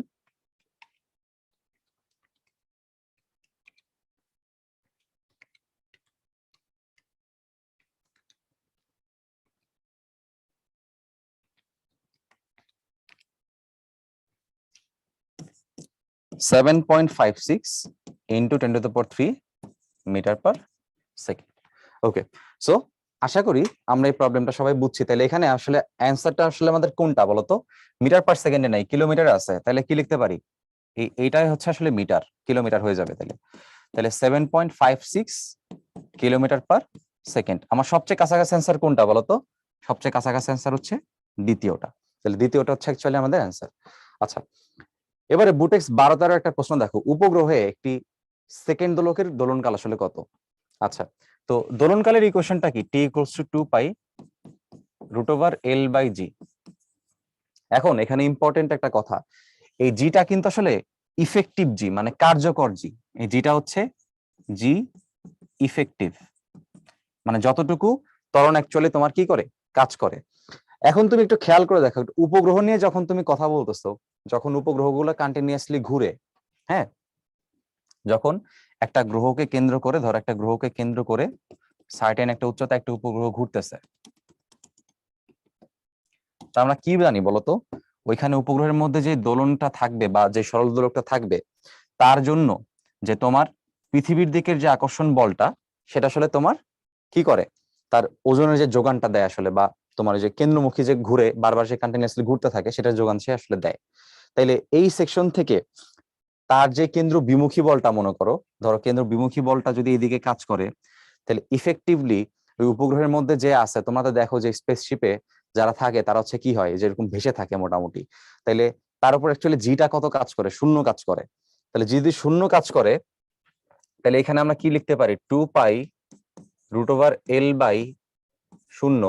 তাহলে এটা নিচে শূন্য থাকলে কি হয় আসলে বলতো? ইনফিনিটি হয়ে যায়। তার মানে এখানে আসলে কত হবে? অপশনটা হবে হচ্ছে অসীম। তার মানে কেন আসলে জিটা শূন্য হয়ে যাচ্ছে? কারণ হইতেছে দুই দিকের যেই বলটা, সেই বলটা মিলে তার উপর আসলে নেট কোন ত্বরণ আসলে কি করতেছে না, কাজ করতেছে না। ওকে, এবারে দেখো, একটি স্যাটেলাইটের ঘূর্ণনের সময়কাল হচ্ছে ক্যাপিটাল টি, এর গতিশক্তির সমানুপাতিক হচ্ছে আসলে কোনটা? সো প্রবলেমটা বুয়েটে 10-11 সালে আসছে। একটু ঠান্ডা মাথায় দেখার চেষ্টা করবা। এই প্রবলেমটা আসলে দেখতে যতটা ছোট বা সিম্পল মনে হচ্ছে, আসলে একটু বড়। আচ্ছা, তো চলো আমরা একটু এরকম এমসিকিউ একটা দেখি। ঢাকা ভার্সিটিতে কিন্তু একদম এই রিসেন্টলি যে একটা প্রশ্ন আসছে, ওইখানে কিন্তু গতিশক্তির সাথে এরকম একটা সম্পর্ক টাইপের আসছে আর কি, সম্ভবত গতিশক্তির সাথে বেগ বা এরকম একটা চলকের সম্পর্ক আসছে। তো এই যে গতিশক্তির সাথে আর একটা চলকের সম্পর্ক চাওয়া, এটা আসলে নতুন কিছু না, এটা প্রমাণ হচ্ছে বুয়েট 10-11 সাল। তার মানে তোমরা যদি এই টাইপের প্রশ্ন সলভ করতে থাকো, তাহলে সেটা তোমার ভার্সিটি গিয়ে তোমার জন্য কি হবে, অনেক বেশি হেল্পফুল হবে। তাহলে চলো ম্যাথটা করি। দেখো, গতিশক্তি আসলে কত হয় বলো? একটা স্যাটেলাইট ঘুরুক, যাই ঘুরুক না কেন, গতিশক্তি হবে হাফ এমভি স্কোয়ার, যদি সেটা নিউটনিয়ান মেকানিক্স এর মধ্যে থাকে। তো অবশ্যই এটা আছে, এটা আসলে তো আপেক্ষিক আপেক্ষিকতার কিছু নাই এখানে আসলে। তাহলে হাফ এমভি স্কোয়ার হচ্ছে তোমার গতিশক্তি। তাইলে গতিশক্তি খেয়াল করো, গতিশক্তি তাইলে আসলে কার সমানুপাতিক ভাইয়া? গতিশক্তি হচ্ছে কার সমানুপাতিক বলতো? এই যে বেগের স্কোয়ারের সমানুপাতিক। এখন বেগটা আসলে কেমন, আমরা এখানে একটু মান লিখি। এই বেগের যে সেকশনটা আছে, বেগটা আমরা ইকুয়েশন জানি যে বেগ হচ্ছে আসলে কত হয়, 2 পাই আর প্লাস এইচ বাই টি। মানে টোটাল একটা যদি আমরা ব্যাসার্ধ নেই, মানে পরিধি নেই, আমার গ্রহ এবং গ্রহের সাপেক্ষে উপগ্রহ যে ঘুরে, তো একবার ঘূর্ণনের জন্য সে তার কি করে, পরিধি সমান দূরত্ব অতিক্রম করে। তো পরিধি আসলে কত? পরিধি হচ্ছে 2 পাই আর প্লাস এইচ। তো দূরত্ব ডিভাইড বাই যখন সময়, মানে পর্যায়কাল দ্বারা ভাগ করলে কি পাওয়া যায়? বেগ পাওয়া যায়। তাইলে এই ভিটা যদি এখানে বসাই, এটা কত হয়ে যাবে? 4 pi square R plus H square divided by T square. এখন একটা বিষয় মনোযোগ দিয়ে দেখো, আমরা কি জানি? আমরা হচ্ছে এই যে আর প্লাস এইচটাকে আমাদের হিসাবের সুবিধার্থে যে স্মল আর দিয়ে লিখি আর কি, ধরো স্মল আর দিয়ে এটাকে লিখলাম। তাইলে খেয়াল করো, এখানে সবাই কিন্তু আসলে ভাইয়া ফিক্সড, সবাই ফিক্সড, কিন্তু এখানে এই এইচটা কিন্তু ভেরিয়েবল, মানে যে এই টার্মটা হচ্ছে তোমার ভেরিয়েবল, এই টার্মটা তোমার হচ্ছে ভেরিয়েবল। তাহলে এখানে আমরা একটা কাজ করতে পারি, সবগুলোকে সরাই দিয়ে আমরা চিন্তা করতে পারি এটাকে এভাবে, দেখো যে ই কে প্রপোর্শনাল টু, উপর হচ্ছে তোমার এরকম আর স্কোয়ার রাখো, নিচে এরকম তোমার টি স্কোয়ার রাখো। এখন দেখো, কেপলার আমাদের একটা কথা বলছেন। কি কথা বলছেন কেপলার? কেপলার বলছেন যে T square is proportional to R cube. তাহলে আমরা ধরো এখানে আর কিউব লিখলাম, এটাকে আমরা হিসাবের সুবিধার্থে এভাবে লিখলাম যে R cube is proportional to T square, হিসাবের সুবিধার্থে আর কি। তাইলে এখানে খেয়াল করো, আমার এখানে আর স্কোয়ার কে বানাইতে হবে হচ্ছে টি এর রেসপেক্টে, কারণ সবগুলো অ্যান্সার কিসে দেওয়া আছে, টি এ দেওয়া আছে, ক্যাপিটাল টি এ। তাহলে এইটাকে যদি আমি আর করি, এই থ্রিটা এই পাশে নিচে চলে যাবে, তাহলে কত হবে, T is proportional to R is proportional to T into two by three. তাহলে আর কে কি করতে হবে, দেখো স্কোয়ার করতে হবে। আর কে স্কোয়ার করলে এই পাওয়ারটা কি দ্বিগুণ হয়ে যাবে, তোমরা জানো যে পাওয়ার গুণ করা মানে সেটা গুণ হওয়া। তাহলে 2/3 গুণ হইলে কত হবে, 4/3 হবে। তাইলে আর স্কোয়ারের বদলে আমরা আসলে কি চিন্তা করতে পারি বলতো, আর স্কোয়ারের বদলে চিন্তা করতে পারি টি 4/3, আর নিচে অলরেডি কি আছে, 2 আছে। তাইলে এটা হচ্ছে প্রপোর্শনাল টু কার হবে বলতো, 4/3 মাইনাস 2। তাইলে তোমরা হচ্ছে হিসাব করে দেখো, আমরা যদি এখানে 3টাকে নিচে রাখি, তাহলে 4 মাইনাস হচ্ছে আমাদের 6, তাহলে -2/3, -2/3। তাহলে অপশন থেকে খেয়াল করে দেখো, আমাদের ডি নাম্বার হচ্ছে আসলে কারেক্ট অ্যান্সার। এখানে কিন্তু ভুল হয়ে যাবে যদি কেউ এইভাবে চিন্তা করো যে আমাদের হচ্ছে এখানে ই কে এর সাথে টিটা কিভাবে আছে, বর্গের ব্যস্তানুপাতিক, তাহলে অ্যান্সার হচ্ছে আসলে বি। ওটা কিন্তু একটা ভুলের জায়গা। এখানে হচ্ছে কেপলারটাকে অ্যাপ্লাই করে তারপরে ম্যাথটা সলভ করতে হবে।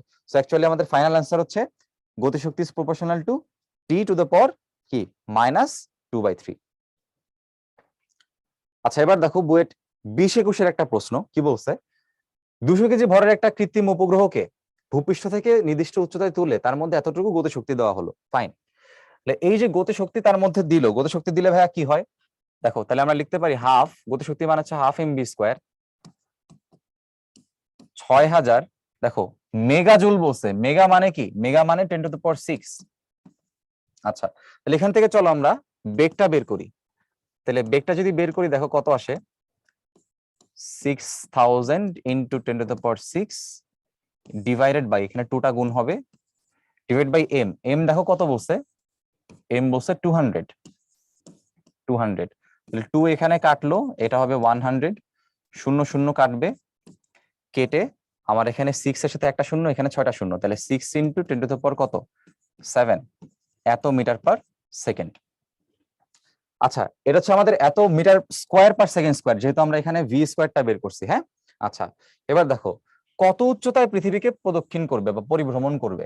তাহলে কত উচ্চতায় পরিভ্রমণ করবে এটা আসলে আমরা কেমনে বের করতে পারি বলো, আমরা ইকুয়েশন জানি কি, ভি ইকুয়ালস টু উপগ্রহের ক্ষেত্রে GM by R plus H. তাহলে এখানে যদি ভি স্কোয়ার করি তাহলে কি আসবে, GM by R plus H আসবে। লাগবে আসলে কি বলো, লাগবে হচ্ছে কত উচ্চতায়, হ্যাঁ এইচ এর মান লাগবে। তাইলে এখানে এইচ এর মানটা সেপারেট করতে হবে। সেপারেট করতে চাইলে কি করতে হবে বলো, আমরা হচ্ছে এই পোর্শনটাকে আগে নিয়ে আসি। তবে একটা বিষয় একটু খেয়াল করে দেখো তোমরা, যে এই যে জিএম এর যে ভ্যালুটা এখানে আমাদের বলছে, এই মানটা যদি আমরা ছোট করতে চাই মানে সহজ করতে চাই, তাহলে কিন্তু আরেকটা প্রসেস আমাদের কাছে আছে, সেটা হচ্ছে এটাকে আমরা আর দ্বারা রিপ্লেস করে দিব। হ্যাঁ, আর দ্বারা রিপ্লেস করলেও কিন্তু আসলে সহজে হবে। যেমন আমরা কি জানি আসলে বলতো, যে G equals to GM by R square. তাহলে জিএম বাই আর স্কোয়ার যদি হয়, তাহলে ওই ক্ষেত্রে এই জিএম এর বদলে আমরা কি লিখতে পারি, জি আর স্কোয়ার। সো এখানে এটা হিসাবের সুবিধার্থে কি করতে পারো, চাইলে করতে পারো আর plus H.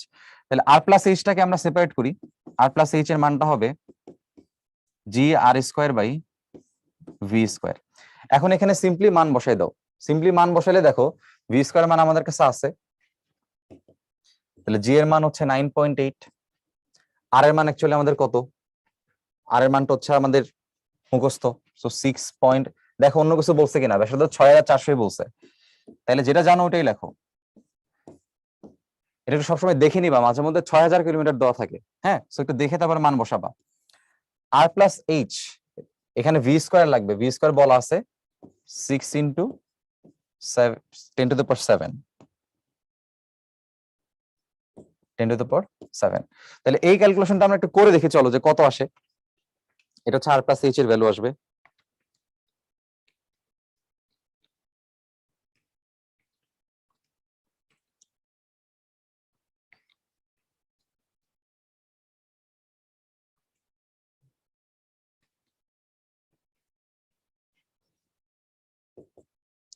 Six point seven into 10⁶ এত মিটার আমরা লিখতে পারি।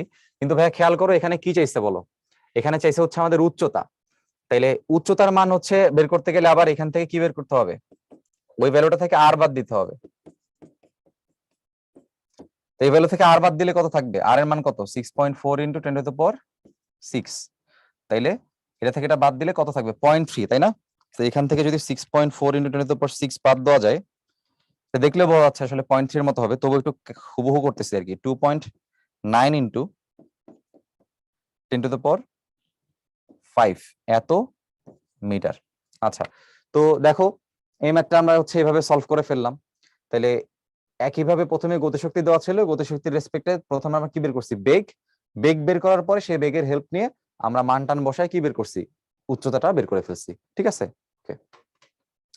এবার দেখো বুয়েট 1700 সালে একটা প্রশ্ন আসছিল, কি আসছে, 80 কেজি ওজনের একটি কৃত্রিম উপগ্রহ ভূপৃষ্ঠ থেকে কত উচ্চতায় স্থাপন করলে, দেখো কত উচ্চতায় স্থাপন করার মাধ্যমে তারা এইচ এর মান জানতে চাইছে, তা প্রতি 24 ঘন্টায় 2বার একই স্থান পর্যবেক্ষণ করবে।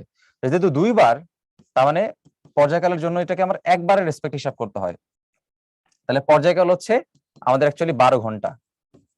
আচ্ছা, এবার দেখো কি বলছে, কত উচ্চতায় স্থাপন করতে হবে। টি এর মান আছে আমাদের কাছে, অলরেডি টি এর মান আমাদের কাছে বলা আছে, তাহলে আমরা এখান থেকে কিসের মাধ্যমে এইচটা বের করতে পারবো বলতো? আমাদের ইকুয়েশনটা আসলে কি, আমাদের ইকুয়েশনটা হচ্ছে GMT square equals to 4 pi square R plus H whole cube. তাহলে এইখান থেকে আমরা সরাসরি কার মান বের করতে পারি, এইচ এর মান বের করতে পারি। তোমরা ইন্টারমিডিয়েটে এই সূত্রটা অনেকবার দেখে আসছো, তো এটাকে আমি খুব বেশি ভাঙায় লিখবো না, একবারে তোমাদের বইয়ে দেখবা সরাসরি লেখা আছে GMT square divided by 4 pi square, এটা হচ্ছে কিউবিক রুট করতে হয়, কারণ যেহেতু বুঝতেছো যে এখানে হচ্ছে আমাদের কিউব আছে, তো কিউবিক রুট করে এখান থেকে কি বাদ দিতে হয়, আর বাদ দিতে হয়। তো কিছু বইয়ে হচ্ছে ব্র্যাকেট দিয়ে হোল টু দ্য পাওয়ার 1/3 দেয়, একই জিনিস। তো এখানে এখন সিম্পলি মান বসাই দিতে হবে। তাহলে জি এর মান হচ্ছে 6.673 10⁻11, এম এর মান হচ্ছে আমাদের কত দেখো, আমাদের কিন্তু মনে রাখতে হবে একটা বিষয়, এটা অনেকেই ভুল করে, এই যে কৃত্রিম উপগ্রহের যে ভরটা দিয়ে দিছে এটার উপরে কিন্তু আসলে তার উচ্চতাটা ডিপেন্ডেন্ট না। সো এই এমটা আসলে কার, এটা মনে রাখতে হবে, এই এমটা হচ্ছে ক্ষেত্র যে সৃষ্টি করছে, মানে আমার মহাকর্ষ যে ক্ষেত্রটা কার জন্য, ক্ষেত্র সৃষ্টিকারী, মহাকর্ষ ক্ষেত্র সৃষ্টিকারী যে আছে এটা সে তার ভর। তাহলে এখানে হচ্ছে পৃথিবীর রেসপেক্টে করছে না, তাহলে এটা হবে অবশ্যই কার ভর, পৃথিবীর ভরটা হবে। সেখানে ভুলেও কিন্তু কেউ এম এর মান 80 বসায়ও না, তাহলে ভুল হবে। এম এর মান আসলে কোনটা, এম এর মান হচ্ছে পৃথিবীর ভর। পৃথিবীর ভর বলে দিছে দেখো এত টন, তো টন মানে আবার কি বলতো, এই 1 টন মানে হচ্ছে আবার তোমার 1000 কেজি, মানে 10⁻³ কেজি। তাহলে পৃথিবীর ভরটা তোমার ওইটাই আসতেছে, তুমি যেটা জানো 6 × 10⁻24 কেজি। তাহলে এখানে পৃথিবীর ভরটা বসাই দাও। তো এটা আমরা আগে থেকে জানি, তবু তোমাদের একটু দেখাইলাম আর কি, হিসাবগুলো সব ঠিকই আছে। টি এর মান 12 ঘন্টা, তো ঘন্টায় রাখা যাবে না, সেকেন্ডে নিতে হবে, 3600 দ্বারা গুণ করে তারপর আমরা স্কোয়ারটা করলাম। এরপরে 4 পাই স্কোয়ার, টোটালটার কি করতে হবে, কিউবিক রুট মানে 1/3 আর কি পাওয়ার, মাইনাস আর, আর এর মানটা কত 6.4 ইন্টু 10⁶ মিটার। তাহলে এখানে এককটা আগেই না লিখি, আমরা ক্যালকুলেশন করে ফেলি, চলো।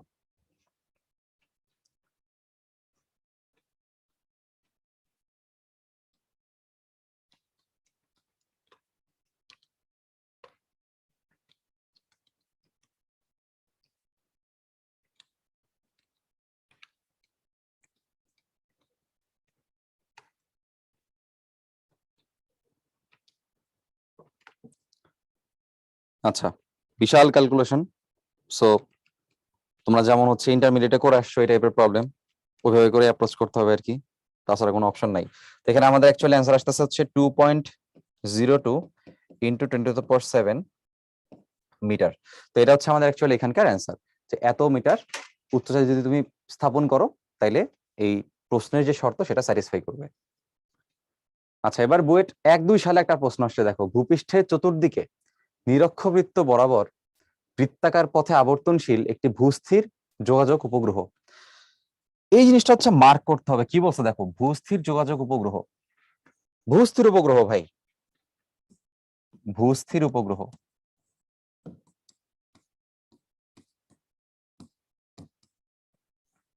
আচ্ছা, ভূস্থির উপগ্রহ বলা মানে কি বলতো? এটা বলা মানেই সাথে সাথে আমরা জানবো এটার পর্যায়কাল হচ্ছে 24 ঘন্টা। আচ্ছা, এবার দেখো বলছে কত উচ্চতায় ঘুরতেছে, এই ভূস্থির উপগ্রহ কত উচ্চতায় ঘুরতেছে। এটা করার জন্য অ্যাকচুয়ালি ম্যাথও করা লাগে না, আমরা কিন্তু মাস্টার ক্লাসে এইগুলোর ভ্যালু সহ বলে দিচ্ছি। তো তোমাদের সুবিধার্থে আবারও বলি, এই পৃথিবীর সাপেক্ষে যখন তুমি একটা ভূস্থির উপগ্রহ চিন্তা করবা, এটার পর্যায়কাল 24 ঘন্টা, তো এটা ফিক্সড। একইভাবে উচ্চতাটাও ফিক্সড, এবং উচ্চতাটা মানটা হবে 36,000 কিলোমিটার। হ্যাঁ, 36,000 কিলোমিটার, এটা হচ্ছে আসলে উচ্চতার অ্যান্সারটা হবে। এখন কথা হচ্ছে, অ্যান্সার তো বুঝলাম এটা, ম্যাথমেটিক্যাল অ্যাপ্রোচটা কোনটা? অ্যাপ্রোচটা তোমাদের একটু দেখাই দিই। অ্যাপ্রোচটা হচ্ছে আগের মতোই ভাইয়া, সেম অ্যাপ্রোচ। কি অ্যাপ্রোচ? ওই যে আমরা কি জানি যে GMT square equals to 4 pi square R plus H whole cube. তাহলে এখান থেকে একইভাবে এইচ এর মানটা বের করতে হবে কিভাবে? আগের মতোই, GMT square by 4 pi square 1/3 minus হচ্ছে আর। এই ক্যালকুলেশন করে মান বের করে কত দেখবা? মান বের করলে কত আসবে? 36,000 কিলোমিটারই আসবে। হুবহু আসবে না, একটু কম বেশি আসবে আর কি। এত কিলোমিটার কি প্রায়। তো এটা হচ্ছে টেকনিক। কি মান বসাইলে তো তুমি অবশ্যই অ্যান্সার পাবা, ম্যাথ তো আসলে করাই আছে, ঠিক আছে। কিন্তু তবুও এই মানটা তোমরা কি রাখবা? অবশ্যই এই মানটা মুখস্থ রাখতে হবে, ঠিক আছে। আচ্ছা, তো এরই মাধ্যমে আসলে আমাদের মহাকর্ষ বিকর্ষের যে অ্যাডভান্স প্রবলেম সলভিং ক্লাসটা, সেটাও কিন্তু শেষ হয়ে গেল। তো আমরা আশাবাদী যে রেগুলার মাস্টার ক্লাসগুলো দেখার পরে যদি এই অ্যাডভান্স প্রবলেম সলভিংটা দেখো, তাইলে তোমরা ইঞ্জিনিয়ারিং ভর্তি পরীক্ষা যখন দিবা আর কি, ইঞ্জিনিয়ারিং ভার্সিটি গুলোতে, তখন তোমাদের মধ্যে একটা আত্মবিশ্বাস কাজ করবে, এবং একই সাথে তোমরা ভার্সিটিতে ভালো করার পাশাপাশি তোমাদের প্রিপারেশন আরো অনেক বেশি সুদৃঢ় হবে। তো তোমাদের জন্য অনেক বেশি শুভকামনা। দেখা হবে আবারও কখনো। আসসালামু আলাইকুম।